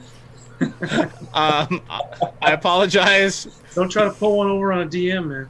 You take 14. You take 14 points of damage for questioning me. We need the voice to stay intact. And then he goes to hit you with the poker, and gets a 27. And does another 10 points of damage to you, and ongoing fire 5 save ends. Well, so how many points of damage did he do? 14 or 10? 24 total. Well, He hit I you. drop a 10. Okay, you drop a Marty 10. dropped. All right, you drop a 10. He is gonna stick you with that and do 10 more. So you Okay. take 24 points of damage total. He's trying to kill you, which is generally what assassins do. Where's he standing right now? He is standing in square 18 L. M or L? Because Lachlan is an L, he is an M, both on 18. And poor Lachlan is dropped by the thug. Morocon, it's your turn, buddy. all right. Well, What's your pleasure, Morocon? You got problems here. well, I'm. Okay. Well, I'm going to sprint over to Lachlan. I'm going to dive over the table. Okay, make an athletics check for me, please. 18. Okay, that's more than enough. So you can Oh, cross good. the table without any problem. Just consider it normal terrain. Sir Rhea, you'll have to run past Sir Rhea. Will she be taking an attack of opportunity? No. Okay. Well, that I believe puts me just not quite to Lachlan. Okay. But I'll cast Healing Word anyway toward his way. All right. So I'll end up in 19J, so just right next to the seductress lady. All right. And She's a little occupied at the moment. oh, that's fine. I'm gonna do Brand of the Sun because I really just I need one to go away so I can take care of the other. You Well- want to harm her, is what you're saying. I need one down so I can take care of the next. Okay. So that's a 17 versus AC. That is unfortunately, I don't think, going to hit her. No, her AC is 20, my friend. Oh, dang it. Okay, well, as I'm running. He's prone. Oh, she's prone? Mhm. Oh, so I get advantage on that? You get combat advantage. You have a +2 to attack. Oh, well, that would put it up to 19. It's still not going to do it. Where can you squeeze a +1? Well, I rolled an 8 to attack. I've got a +9 and then +2, so That is just no good. Yes, Right. One away. Oh, I would say, what can you do, Lachlan? But what he can do is bleed at the moment. right. Well, I cast Healing Word at Lachlan to get him not dead, so he doesn't have to do a saving throw. Okay, good plan. And I'll holler out to Sir Ulrich and just, the ogre is not the problem. The elves and this dragon are the problem. Okay, Lachlan, does that put you up to? What does that put you up to? That healing word. I don't know what's the bonus. Oh, did you roll 1d6? Oh, I'm sorry. It's he gets a surge plus 8. So I'm up to 21. Okay. All right, and in a bad way still, but up to 21. All right, Moralcon, do you want to use your action point? I certainly will. And I've already used my move action, right? Yes. You use your move and your minor and your standard. Now you can use your attack action. Yeah, I'm going to use my action point. I need this. I need this lady to be done. You want to hurt her? I get it. She seems in. Oh, is she bloodied? She is bloodied. Oh my gosh, she's bloodied. Does that mean that's my +1? That means that you see. That's why we look for the +1, my friend. Beautiful. She is bloodied. Part of my page, so I forget about that. Yeah, for those of you who don't know, Dragonborn and 4E get a +1 to attack bloodied targets. So okay, so I will. So I won't. I'll hold off on my action point since that actually does hit, which is not a lot, but 8 points of damage. 8 points radiant. All right, except it's more than that, isn't it, Lachlan? Because she's vulnerable. Yep, vulnerable 5 all. Okay, she's hurt pretty bad. She can still take a bit more punishment, but she's hurt pretty bad. So, Moralcon, she's on the floor, gazing up adoringly at Lachlan, and she's like, with a boom! You club her right in the face. And then, are you going to use your action point also? You know what? There's... no, not yet. I'll hold. All right. She also takes 5 points of fire damage because it's her turn next. All right, so she's on fire. Let's see if she shakes it off. And she doesn't. She's still on fire. And for her standard action, all she can do, Lachlan, is watch you get clubbed into the floor and stuck with a red-hot poker and set on fire. And then she's watching you, and she looks at the Dragonborn, and she goes, "No! What are you doing? My only love! I'll never love again! No!" And then she stops and looks up, and she looks at you, Lachlan, and she's like, "Ow!" She uses her move action to get up. And what can she do with a minor action as the effect wears off? I don't think she can do anything. Let's see if she recharges her twin crossbow attack. And she does. She spends what time she has loading up darts into her crossbows again, Lachlan. And she looks at you, and you're reasonably sure you know who she's going to shoot at. Moralcon, you took 10 points of poison damage on your turn, my friend. Oh, that's right. So, please roll a save. Natural 20. Okay, well, you won't be taking 10 more. Congratulations. Ooh. All right, that is her turn. Lachlan, it's your turn, my friend.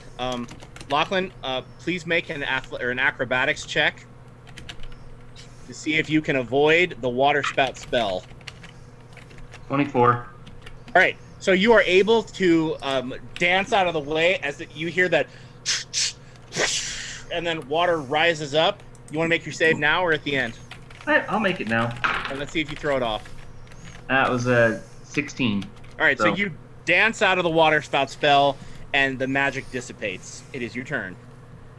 Okay, I'm going to... You want to get up? Yep. I'm going to stand up. I'm going to use Virtue to get some temporary hit points. That's not a bad idea. And, you take 5 points of fire damage. Yep. You want to save versus that? Why not? 17. Very nice. At least I can save. All right, so he dodges out of the way of the water spout, but then realizes he's on fire and reaches in and grabs the water and manages to. Wait, I need that. Yeah. Okay. So, is she still right next to me? Oh, she is. Well, she's not right next to you. She's 1 square away from you, but she's close. How did now, she you get know who? Away. Oh, did you pull her right next to you? Yeah. All right, so she is in square K18 then, not J. All right, you are.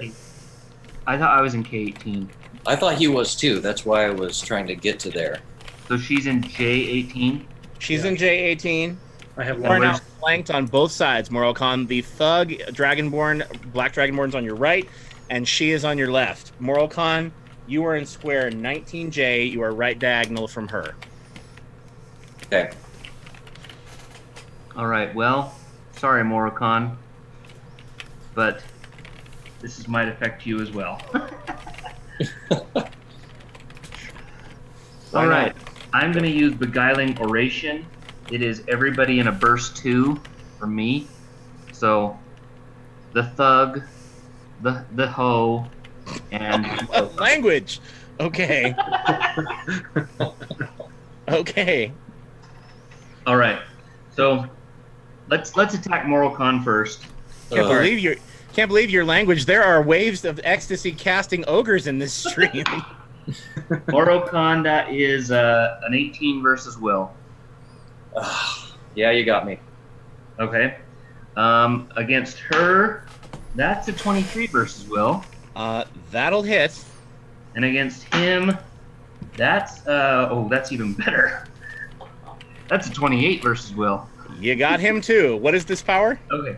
Beguiling Oration. So he starts to just pray under his breath, and each of them is going to take 13 psychic damage. Sorry about that. Jeez. And they get to make a melee. They have to make a melee basic attack against a creature of my choice.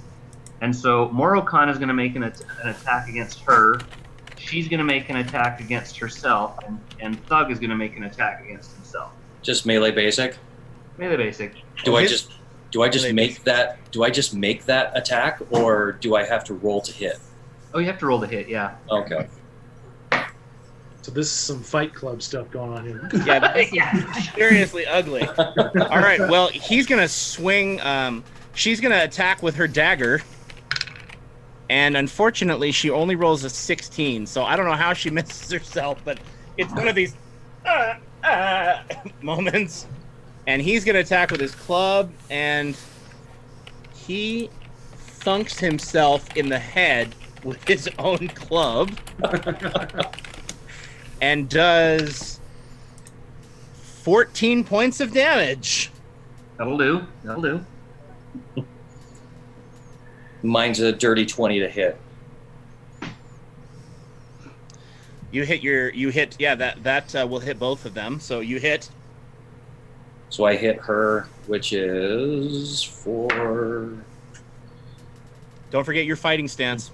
I'm not. So it's an extra 10 points of damage. Okay. She's still vulnerable. Never mind. It's End of my turn. okay. So but add 5 more points of damage from my spell too.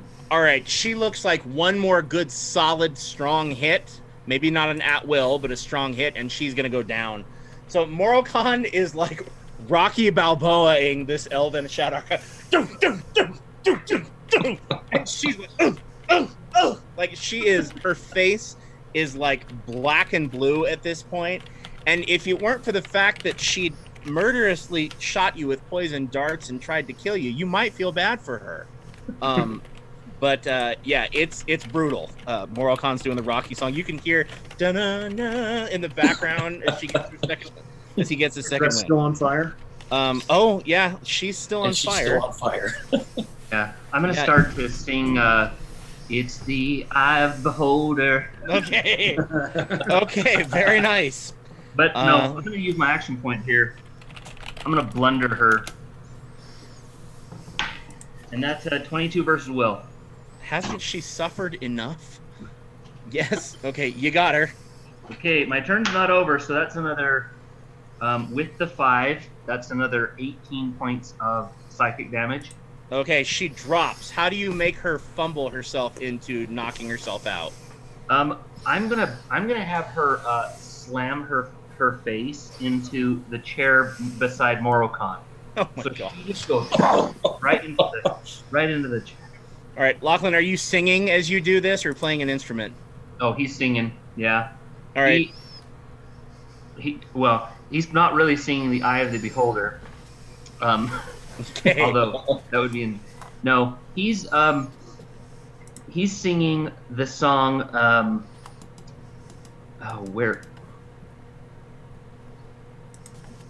He's singing a song about the scorned lover. Okay. That she, because she expressed her love to him, and now he's scorning her to death. All right, so Lachlan starts singing. He's like, I put my heel into the drive. And she's like, da, da, da, wham! And then off she goes. Loses her Okay. hat, everything. And she loses her hat. It's ugly. And she drops. That square is now difficult terrain as she drops to the floor. That's Lachlan. Back up to the top. Okay. The sea elf is not really liking that. But he's thrown his nasties at you. And what is he going to do? All right. He's moving in. It's time to get ugly here. So the sea elf is going to move to square 1, 2, 3, 4, 5, 6. He's going to move to square 12T. And at this point, people are hiding under their chairs. A bunch of them are backed up inside behind the bar, like running. People are screaming. The cook, everything is burning. There's smoke coming up off of the grill where she left the food, because who cares? And other people have run to the corner. There's a bunch of people in the corner caged around the Kushi. And but he moves over into that square, 12T, next to the bar. And as he moves over there, people scream because they see someone moving. And he is going to cast Boiling Geyser right between Lachlan and Morokan. What are your... Is that an enemies only? Enemies only? Yes, but he doesn't really care. Oh. So, well. they are assassins. All right, Boiling Geyser. What's your reflex, Morokan? 18. Okay, that is a 19. Anything you can do about that?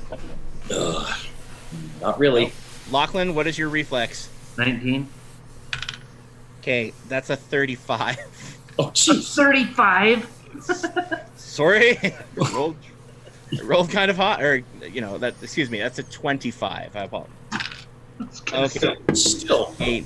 You guys take 15 points of fire damage, and you are soaked. While you are soaked, save ends. You grant combat advantage, and your speed is reduced by 2. Okay. Well, I have heat resistance now, so Yes, you do, Morokan. So you don't. I notice only quite take as 10. much. Very nice, Lachlan. What are you down to?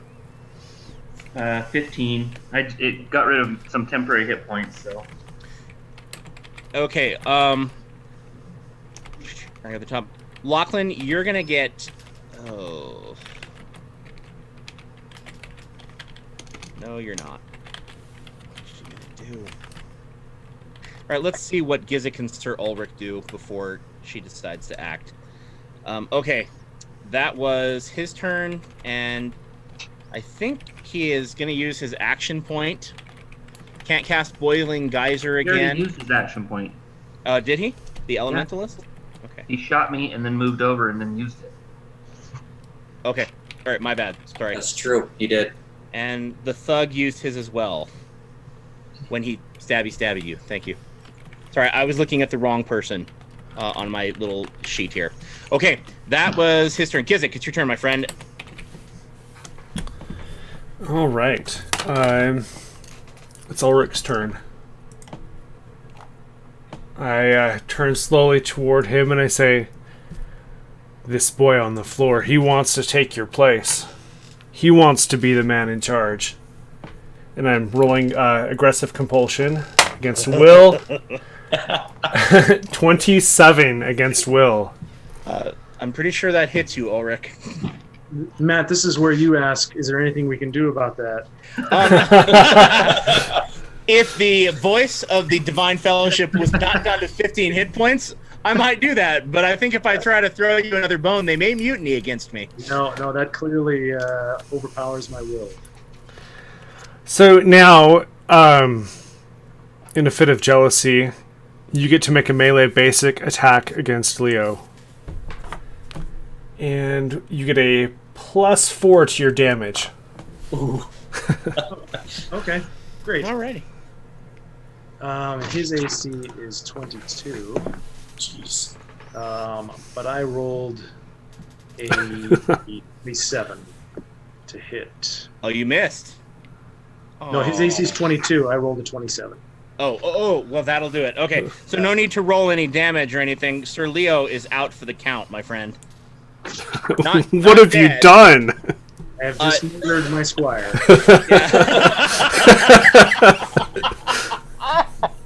Think of it this way: he is The no devil longer, made me do it. Yeah. Oh, and The, I'm gonna take a step back too. So I'm in 15F. Okay, 15F, Mr. Yeah. Gizik. Wow. Alrighty. All right. Oh my goodness. Is that just like a brief? Oh yeah, that's just Just that's my attack. It makes you do a melee basic. Okay.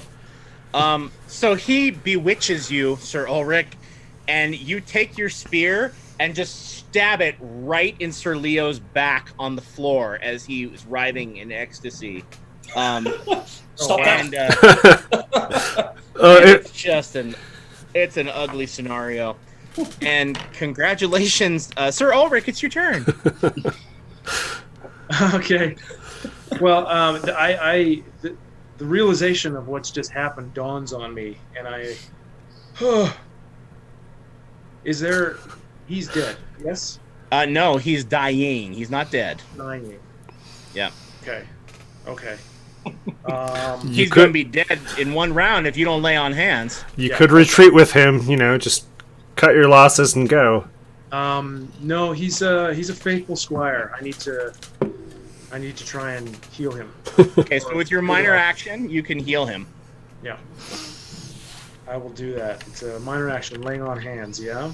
Yep. Got 3 of them.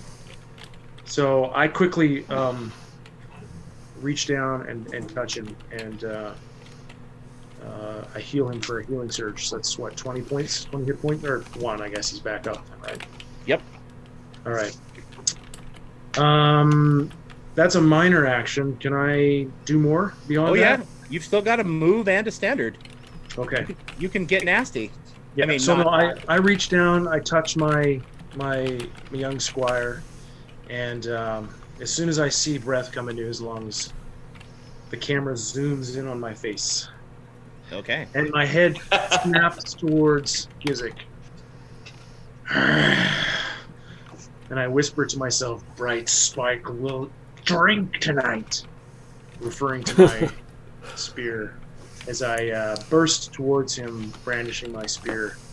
Let me see if I get my Smite monster back. I don't. So, yeah, I go running after him to make a chilling smite. Okay, you... Can I do that? Yeah, you're just going to have to move 1 square. So you move up to 16E. Yeah. All right, go for it.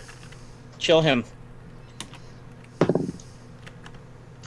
That's this is versus fortitude. That's a 20. That get you, Gizik? Ouch. It does. It would not get my AC right now, but it gets my fortitude. Okay. So you'll be taking cold damage and radiant damage.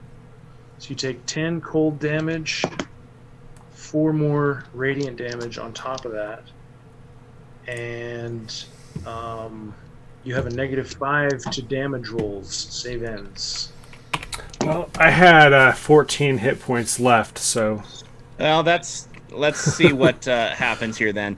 All right, Demora Gizik uses her next readied action, and she's going to try to stop that from happening. Ulrich, what's your will? My will is 20. Okay, and she got a 24. So just before you can do that, she casts Come Hither on you, and she pulls you... Me? On you, yes. She pulls you 1, 2 squares 3 into 13E. Okay. So your spear flares. You go to stab Gizik, and you hear her. She's like, ooh, and you're like, that's so pretty. And she starts just walking backwards and beckoning like this, and you just can't ignore her. So you go to swing for Gizik, and you're like, oh, but pretty. And you take, oh, ow.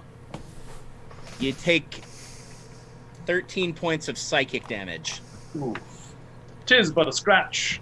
I've had worse. Unfortunately, so Gizik, you do not take that damage as she interrupts. You All said it was- right. How much? 18?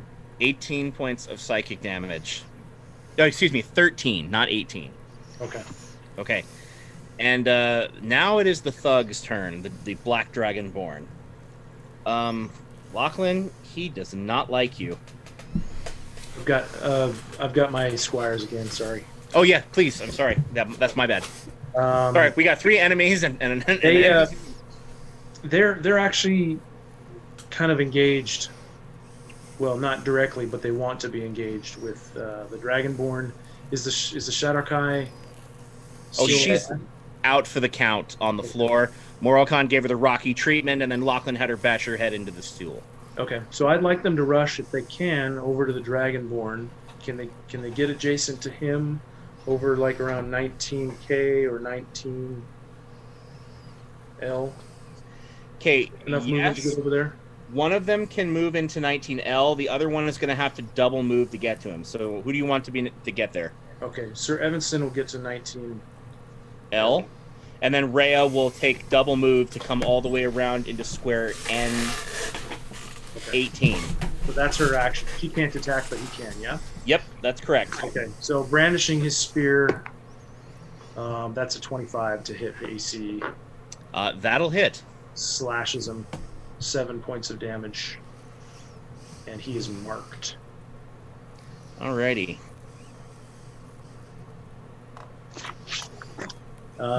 And then Leo is... Let me write a big old X on my sheet there. He looks like a chair now. Okay. Leo is up. You healed Leo, but... Oh, that's right. I did heal him. Yeah. My bad. So, but he's prone, so Leo can... if you want, he can stand and withdraw and shoot his crossbow, or he can stand and charge Gizik. Gosh. Yeah. He's not the brave. Well, no, Leo's the brave one. I take that back. It's Evanston's. Evanston's that's the spoiled one. Yeah. I mean, that's what he would do, I think. So Okay. Sorry. So he'll charge over to you. He'll get to 16F. Oh, and that's a natural 19, so it's a 20. I'm going to use a immediate reaction, grab my Yeah. bone rattle necklace, and attack his will. So that is a... I have 18. I rolled a 16, so with the bonuses, that hits, Okay. which means he is now running his speed away from me. Oh, sad. Okay. In terror. Okay. All right. 1, 2, So he'll just go 3, straight 4, down. 5, 6, 7. Okay, he runs up the stairs to square 22B. Okay. All right. Leo turns tail, Ulrich, as you see Leo gets up and is like, goes running up the stairs. Somehow he has a skirt that he's like lifting as he runs. He doesn't have a skirt before, and runs tabard. screaming. He's lifting his tabard as he goes. Yeah. Yeah, Ulrich, this half hag has he's using all kinds of witch magic. And now you've just seen him use a hag's magic item. He shook these like children's bones rattles, and Sir Leo went running. So And by children's bones rattles, you don't mean rattles that children use. You mean rattles made of children's bones. that's would be correct. Okay. A bone rattle made of children's bones. You don't know Or, what kind of children. Well, all kinds. It could be like night children. But a very powerful item, and it takes hold of him. Gizik is just kicking butt. Okay, that's all your knights. Now it's the thug's turn. And oh my goodness, Lachlan, he just hates you so much. Okay, he's gonna use cheap shot on you, Lachlan. What is your reflex? He's marked. Is that by the? He by the knight? does not care. Okay. Is there some sort of penalty? Like not penalty, but punishment that knight Well, can do? if you're marked, you take a -2 to attack, right? Yeah. And then the knight gets a melee basic. Yeah. It So- depends on the way the mark works. Yeah, he gets a melee basic. Okay, so he is marked by the knight. Sir Evanston can take an attack. Okay, he will. Dirty 20.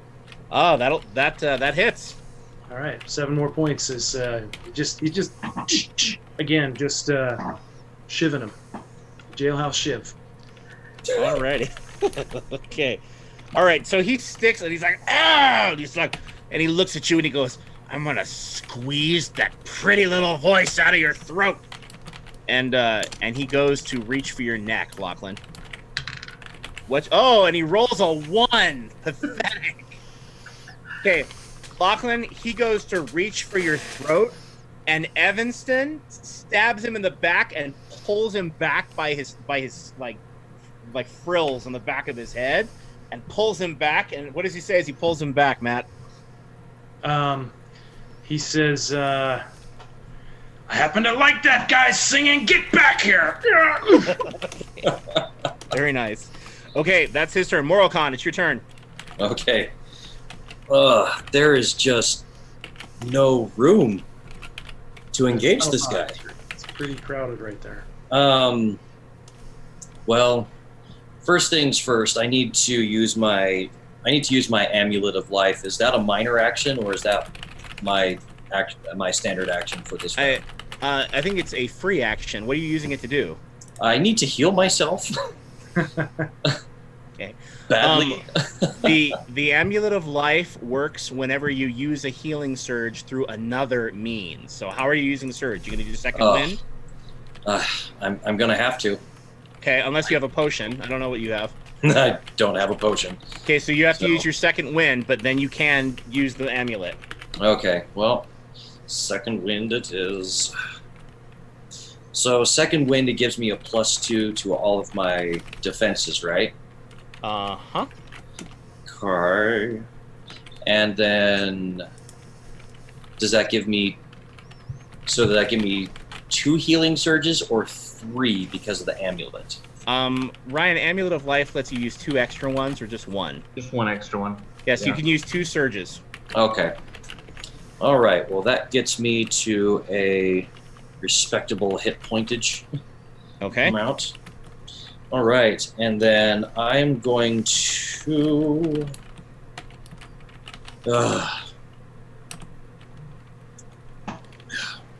Can I move some chairs aside and move over into 19M to take care of this Dragonborn guy? Okay. 19M is... There's a chair. There's a chair there. Make an athletics check for me. 18. All right, that's okay. All right, Okay. so that's your move and your standard. Have you used your minor? I have not. Well, can you channel divinity with your minor? I can't remember. Is that a minor action or a standard?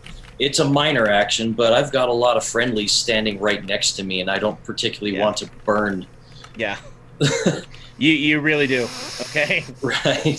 So, Okay. all right. Well, sacred shielding it is. Let's do this. Okay, you used your standard action though to use your second wind. Oh, that's okay. So it looks like your turn would be over unless you're doing anything else with your minor action. With my minor action, You can call out. Blades of Holy Fire. Ooh. That would have been a really good idea if you'd had a minor action to Right. spare. It's on a different part Yeah. of my page from what I'm looking at, so it's like, okay. All right, so what do you do? All right, well, Blades of Holy Fire.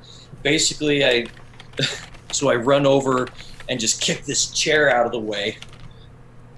And then I just kind of look like I gained this brief meditative state of just, and then every ally within 5 squares of me gets an extra 1d6 fire and radiant damage to all of their attacks. All right, do you perceive all of the knights as your allies? None of them have taken attacks of opportunity on you. So That's true, so I will, because Okay. we're all attacking the guys that have attacked All right. the Fellowship. Do you chant it like a spell, or do you shout out a prayer of some kind? Oh no, it's a prayer. I don't use magic like spells. Okay. So what does he say? That's just I didn't think this far ahead. So it's everyone else. It's going to sound like mumbling, Mm-hmm. but I just kind of enter this meditative state, and everyone's weapons start to glow with this Okay. fiery glow. Okay, that really kind of alarms the Black Dragonborn thug as everyone's weapons burst into flame, and not in a bad way. They burst into a holy fire. So, I don't know how Evanston and Rhea react to that. Lachlan, this is the first time Moralcon's ever done that. Your sword bursts into holy fire, and the thug is like, "Oh, something," and starts looking around for a back door of some kind. Oh, he's surrounded. He can't go anywhere. Yeah, he's in a bad way. Okay, Lachlan, it's your turn. Wow, that came fast. Well, I'm Well, going if to you'd use like to majestic. skip it. I'm going to use majestic word on myself. So he, just in the middle of his singing, there's a crescendo in his song, and it makes him feel really good about himself.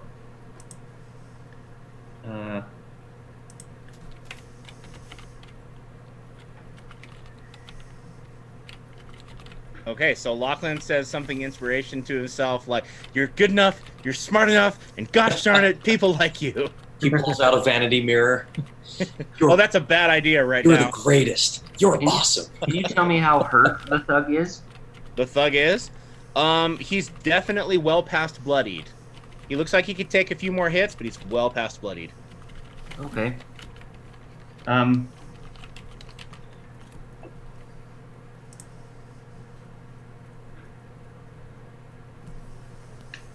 Well, shucks. I think I'm just gonna whack him. Well, you are doing extra damage. It wouldn't be a bad idea. Yeah. So I draw my sword and will use Virtuous Smite. So the glow is even brighter as I attack him. Ooh, with a 30 versus AC, 18 plus 12, That'll do, pig. and I think someone's mad he got clubbed in the head. it's an extra die 6. You say? Yep. Moralcon's very happy with how bright your sword is right now. Okay. So let's see. 18 points of damage. Oh, he doesn't like that. Okay. All right, Lachlan, you reach back and stab him with this flaming sword right in the arm, and he's like, "Oh, mother!" And he releases just a tirade of profanity at you. Something about your mother and Dragonborn and an gonna- alley. Just I'm gonna tell him. Let's see. In Draconic, I'm going to use the slur for just that he's like, pathetic loser, but something that's probably even gonna make Morocon a little uncomfortable. okay. You know? All right. I'm talking like he went there. What, Okay. like a racial slur? Oh, jeez. Yeah. Okay. Jeez. But Oh man. Okay. Well, Lachlan, He's He says that with Mocking Smite, and we'll do an additional 7 points of psychic and radiant damage, and then he'll turn invisible.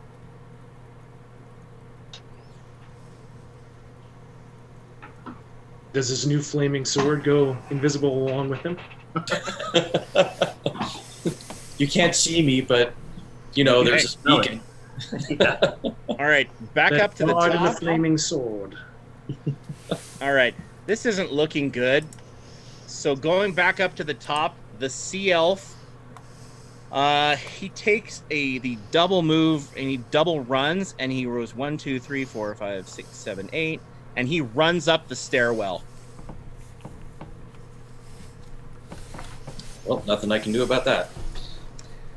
He bolts up the stairwell, and as he touches down on the first step of the stairwell, you see his form begin to liquefy, like he's becoming water, like at least part of him. And he bolts up the stairs, and you hear splashing sounds. Sir Leo is standing on the stairs. Other stairs. Wrong stairs. The curly stairwell. Yep, he went up the Early stairwell. My bad. Yeah. Okay. No, he's not running past Sir Leo. He's not stupid. And that is going to be his turn. Gizik, it's your turn, my friend. Now, is he turning into water because he's a sea elf or because the stairs are a trap? Good He's question. melting. Do you want to run after him and ask him? I'm sure Ulrich won't mind. Ulrich won't mind. He's got a white witch in front of him. He could kill her instead. No, what I would like to do is kind of tuck myself up and say this isn't so bad, and use Ardent Surge to give me Surge +1. Very nice.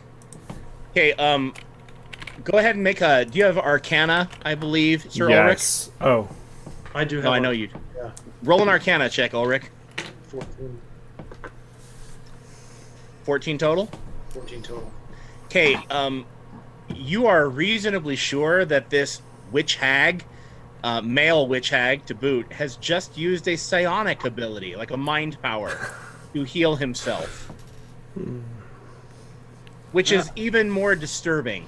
It's not a witch. It's not a witch power, though. No, it's not. It's the mind magic known as psionics, and he seems to be using it to heal himself. What else will you do with your turn, Gizik? That's a minor, right? That's a minor. I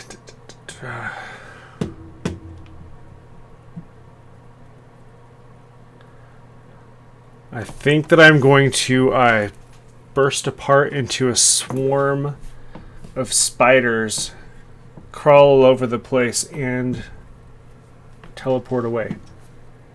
Oh my! What is that spell called? Flowing Swarm. All right, is that a witch spell? No, it's druid. Okay. I can make up weird spells too. Okay, there you go. Like, The Infinity Gauntlet appears on my. I think Thor has the same spell. yeah, I think. All right, Gizik dissolves into a swarm of spiders. Jeez, Gizik, it's like you're trying to get him to kill you. You're like, I don't know. I'm having a good combat. you certainly are. Speaking as a player, as the character, I think he just wants to get away. So this will be Close Blast 3. Blast is directed, right? Yes. Okay. That's blast. I will direct it at Ulrich. So this is versus Fortitude. 23 versus Fortitude. It hits. Okay, so from all those spiders, you're going to get... I hope you're not afraid of... Well, I hope you are afraid of them. Terrified. 13 damage. Okay. And I will shift away to...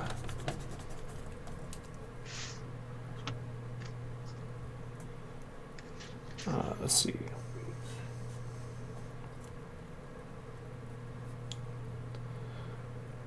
$13J. Okay.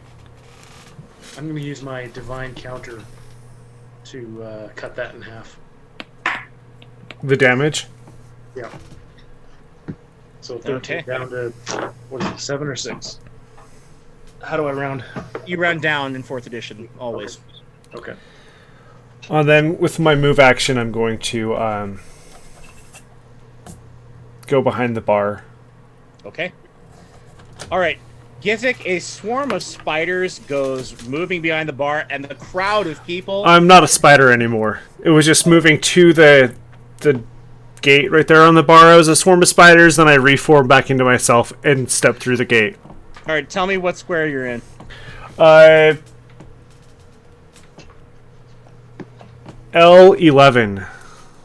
All right, L11. Gizik, And I'll you duck down. transform back into yourself, duck down. People scream bloody murder as you do that, and then the Jean-Pierre, the brewmaster, shoots at you with his rifle. Oh. And, He really wants some, does he? and unfortunately, he hits you with his arquebus. He didn't even roll, did he? Yeah, I just rolled a 17 plus 10, so 27 versus AC. Okay. And he does 17 points of damage, and he shoots you right Ow. in the chest. So you spiders crawl up, and everyone's like, ah! And they go running past, and he goes, oh! Like firing off this rifle at this arquebus at you, and screams for your trouble, poor Sir Gizik.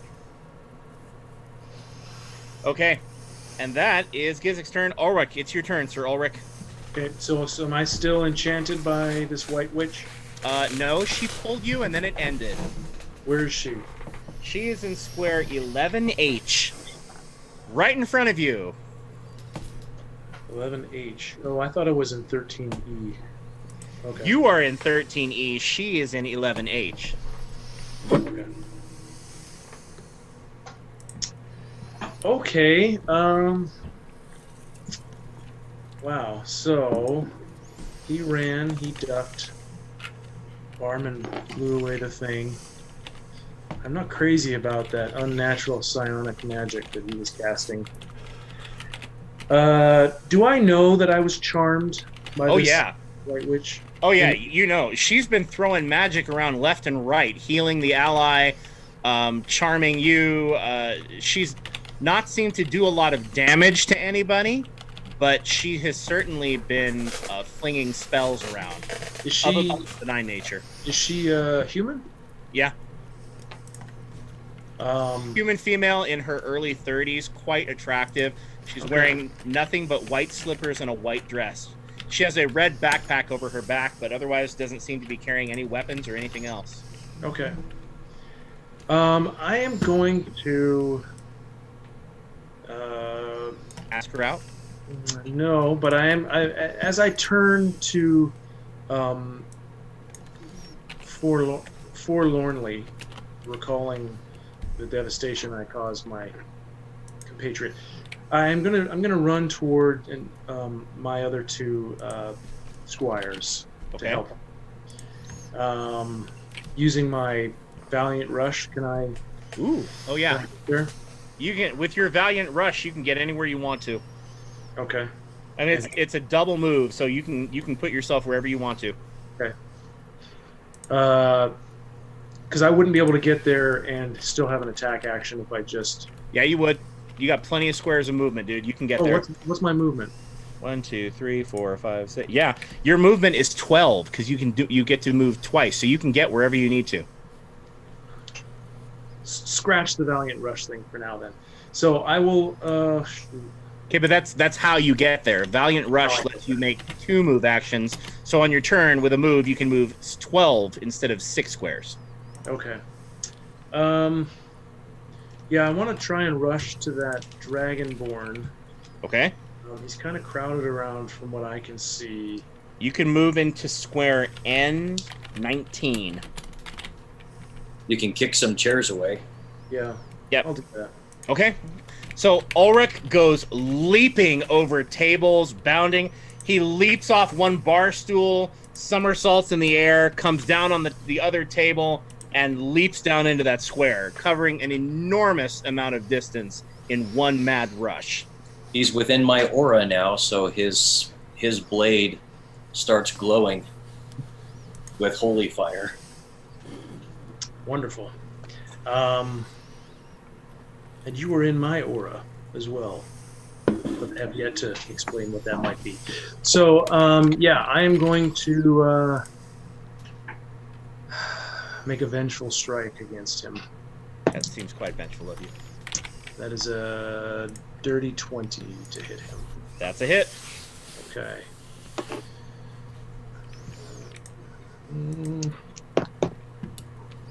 So that is 14 points. Sorry, 16 points of radiant damage. He really doesn't like that. He's bloodied. No, I'm sorry. I'm reading stuff here out loud. Oh, plus another 7. Okay. Oh, no, wait. If a bloodied ally is within 5 squares of me, is there a bloodied ally? Yeah, you got plenty of bloody allies here. Okay, so he takes another 7 on top of all that. No, he loves that. He wants to pick out curtains with you now. That's right. And I'm right next to Morikon, yes? Yep. And he's, how are you looking? I'm not bloodied, but I do have some damage. You know, healing muscle surges. memory. I recognize the value of your holy calling, and you know, my instinct, my muscle memory will just. I slash at this guy, and I'll just reach a hand out and just touch you for Okay. a minor action, lay on hands. Oh. I really Morokon, you can tell it's almost thoughtlessly that he does this. It's instinct. It's just instinct. I'm hardly even looking at you as I slash and touch. So that's 20 points. Okay. Woo! Very nice. near full health. All right, Ulrich, have you used your action point? Yeah, I used it early. Okay, just checking. Alrighty, it is the thug's turn. He drops down to his knees, puts his hands behind his back, and he says, I give up! I give up! I don't want to die!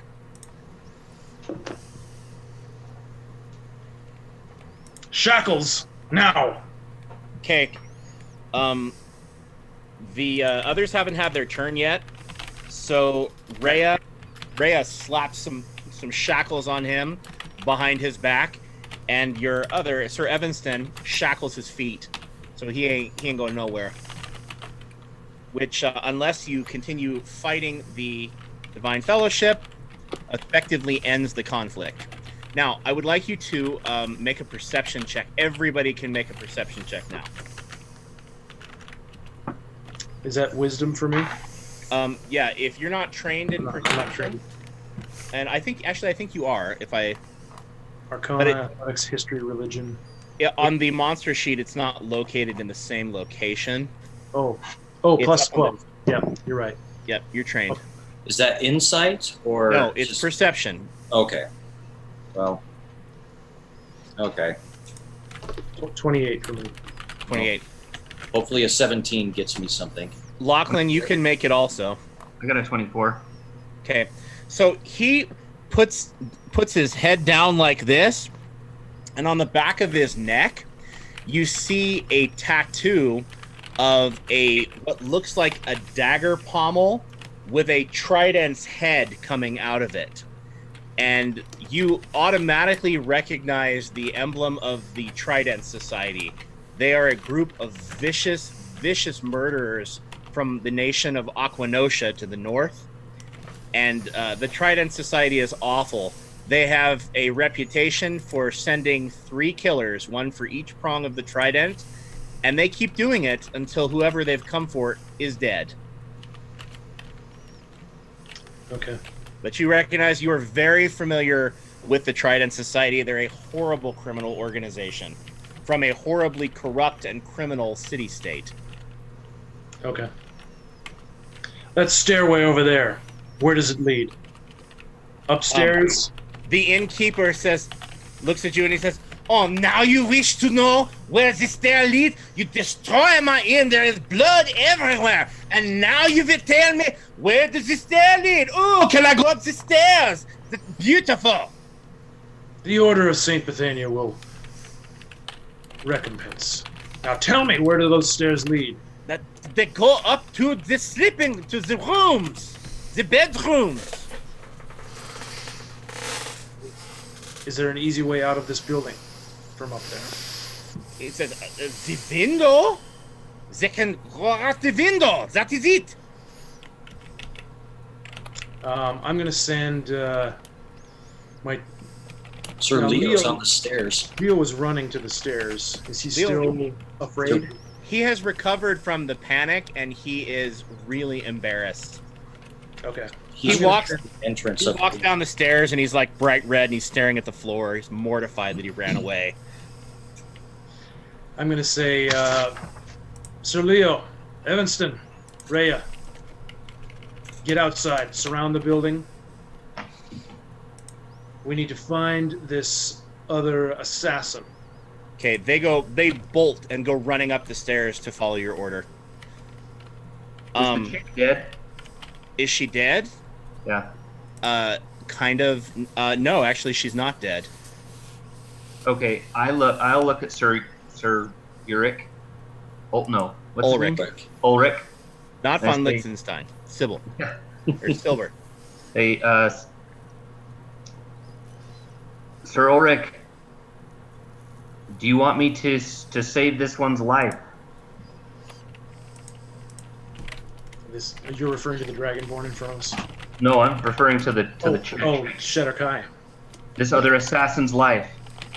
the one that's on fire next to her. She's not on fire anymore. She's saved. Oh, Is she? But she's unconscious. She's out, right? She is out. Yeah, she's not dead. She's breathing. She's not dead.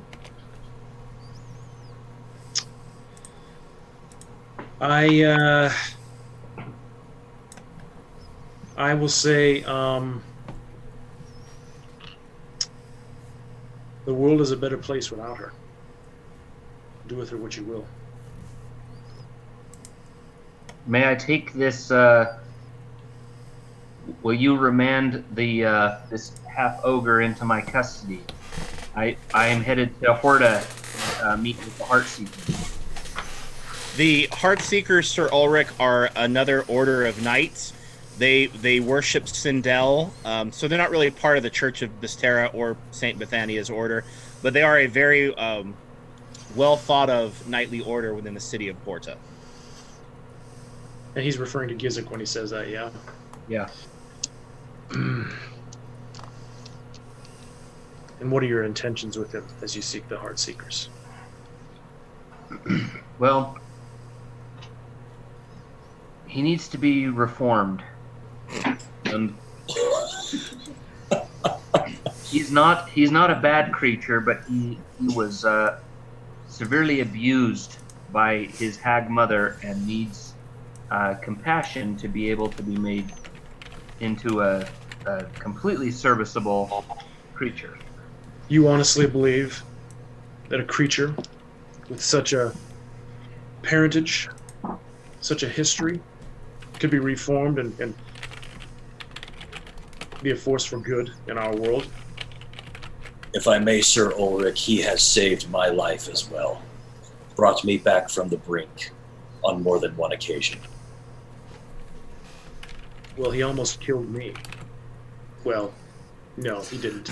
But Well, no, he didn't. A few spider bites. I understand the monstrous image that you may see with this group, but their actions have already been approved of by Sir Lady Marie of the church. It was she who came to Winter Run to oversee their selection and appointment to the Hallowed Council. Sir Ulrich, he's referring to the Lady Protector of the Church of Bestera. She's the prophetess of the Church of Bestera. oh, I would know her. Yes. Yes, you would know her. So he's claiming that. Make a knowledge history check, Sir Ulrich. Okay. 14. All you've heard is that she made a journey to Winter Run, but you haven't really heard about her being affiliated with anything like this. Do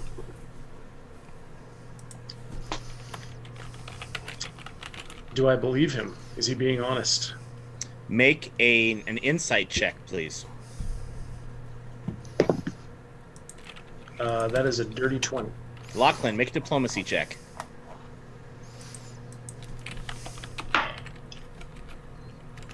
23. Okay, you are reasonably sure that this 17-year-old, 18-year-old young man is telling you the truth, but he's a wee thing. Also, as you get a good look at him, Sir Ulrich, your gaze is drawn to this nasty, ugly, hairy wart that he has. Like, you're looking. You gotta. No, it's more over here. Okay. Sir Ulrich, it's kind of hard not to stare at it. It's almost talking to you.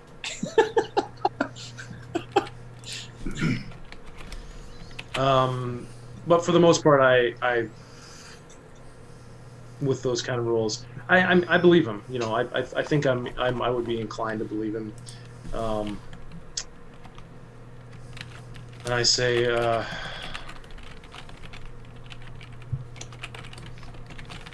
well, I suppose that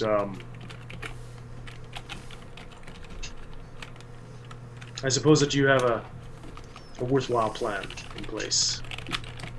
And know for certain that that should his heart ever turn evil, as a champion or a what I hope to be a champion of the goddess of justice, that I would make sure that he met the appropriate justice, and that goes for our other comrade there, who hopefully can be restored, because he too has been instrumental in assisting us against, well, horrible things, devils and whatnot. Sir Ulrich, make a knowledge religion check, since he has referred you to Anduriel on the floor. 22. You are reasonably sure that whoever is lying on the floor has celestial blood, is not just a normal human. He has angel blood or something like it. Sure. He's not quite revived yet, even though he's been regenerating this whole time. His wounds have closed over for the most part, and he's kind of groaning, and he's like holding his ear and muttering something about a surgery. He just can't function. But he's just babbling incoherently, and he's not really conscious yet. I'm gonna stroll over to him, and I'll look down upon him as he lies on the floor, and I reach to my belt where I have the holy water stored, and then I kneel down next to him, and I'm gonna pull the spike out. Okay. All right. The spike. Off to the side. His wound had all but closed over the spike. Okay. Morokhan is watching this and is readying to pounce to protect Anduriel. Okay, so I say to Morokhan telepathically. He says, chill. Let Anduriel try to bluff this. okay, Anduriel's not awake yet. No. He's out. So yeah, I'm gonna hold this vial of holy water in my hand. Okay. And I look down at this guy, and I look up, and I consider what's been shared with me, and I simply just reach my hand out and touch him, and give him a lay on hands. Okay. And then I'm going to stand up and walk over to Lachlan, and I'm going to hand him the holy water. I'm saying, I'm trusting that you will take this monster and do right. But if you need it, this holy water is yours to use. Thank you. I will use it wisely. Are you headed to Horda by chance? DM, am I headed to Horda? Well, here's the thing. You were sent by High Guardian Everard of your chapter. You're going to have to go back to Horda and report to him why you're not coming back with who you're not coming back with. Sure.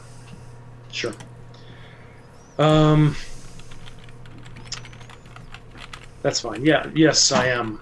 I will be making my report back at Horda. Would you be willing to help your superiors or whoever is in charge in Horda to grant us an audience with the knights of your order? For what purpose? There's a threat to the Republic, and it has spread, and we recognize that we're small and just beginning, but the knightly orders are they're too important. We need to help. We need their help to stop this threat. While you guys are talking, people have begun fleeing and running up the stairs, like past you. Thank you very much. Like, throwing the on the table, like running out the door, running up the stairs. I mean, it's like. The Night Lord of Winterrun can give you more information if you were to send a runner or whatnot, but his wife was slain after being possessed by a devil.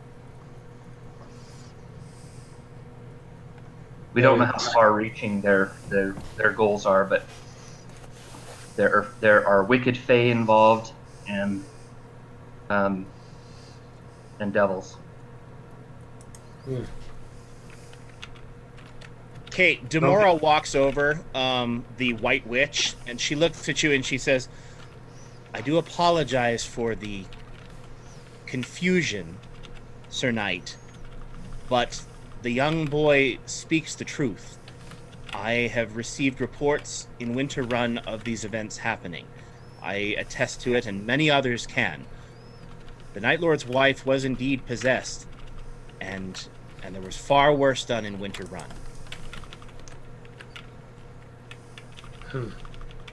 These are dire times. You've heard nothing of this, Ulrich, and it's weird. I have heard nothing of this, and it sounds very weird. But it is always good to have allies in dark times, even though that is not entirely the way of my order. I recognize your strength.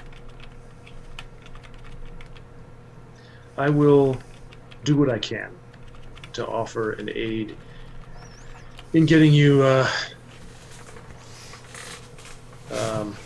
council time with those that I answer to. Thank you. I put out my hand.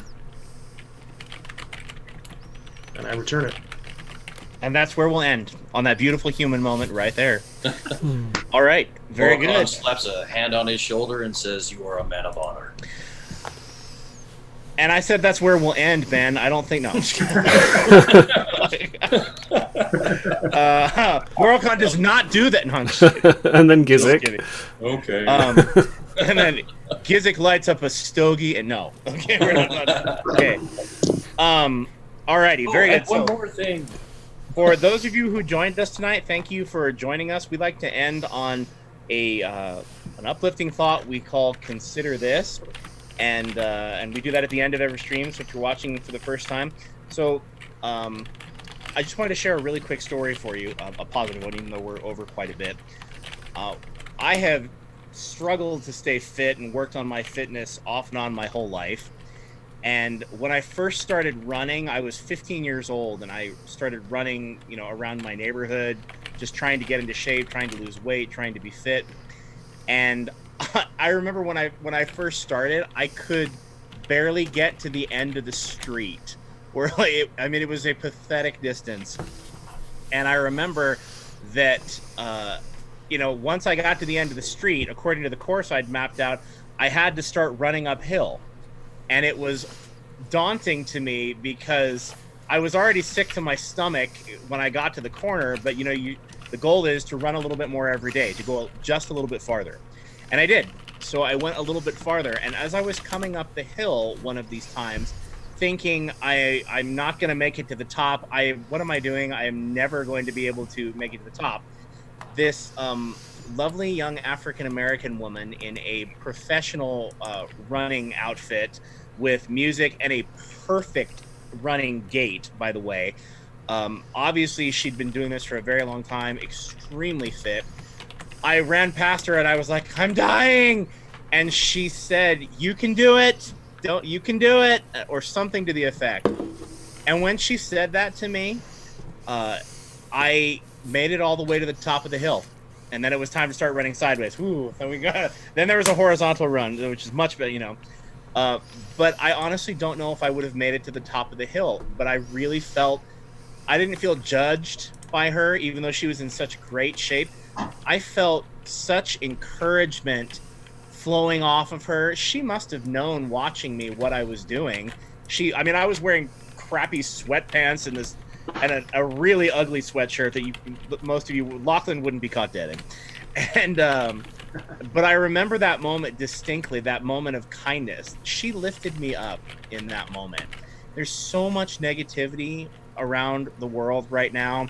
There's, our president's on the verge of being impeached, and everybody's howling their political opinions. We're not even talking anymore, and it's a sad kind of time in our country. So, my goal is to be like that woman and to lift other people up the way that she lifted me up, and that's really all I have to share. Anybody want to add anything? That's a good goal. It's a very good goal. I'm sure it looked easy for her, but I bet there was a time where getting up and running was quite a challenge for her too. Possibility. But yeah, even if you haven't been there, it's always nice to be encouraging for other people. Right. Cool. Okay, well, thank you, Matt, for joining us for the evening. It has been an absolute pleasure to have you with us. Thanks, thank you, Matt. guys, for your lovely performance. It's a blast. I had a blast. I am glad, and so we will say have a good night, everybody. Bye-bye. Good night. See you guys.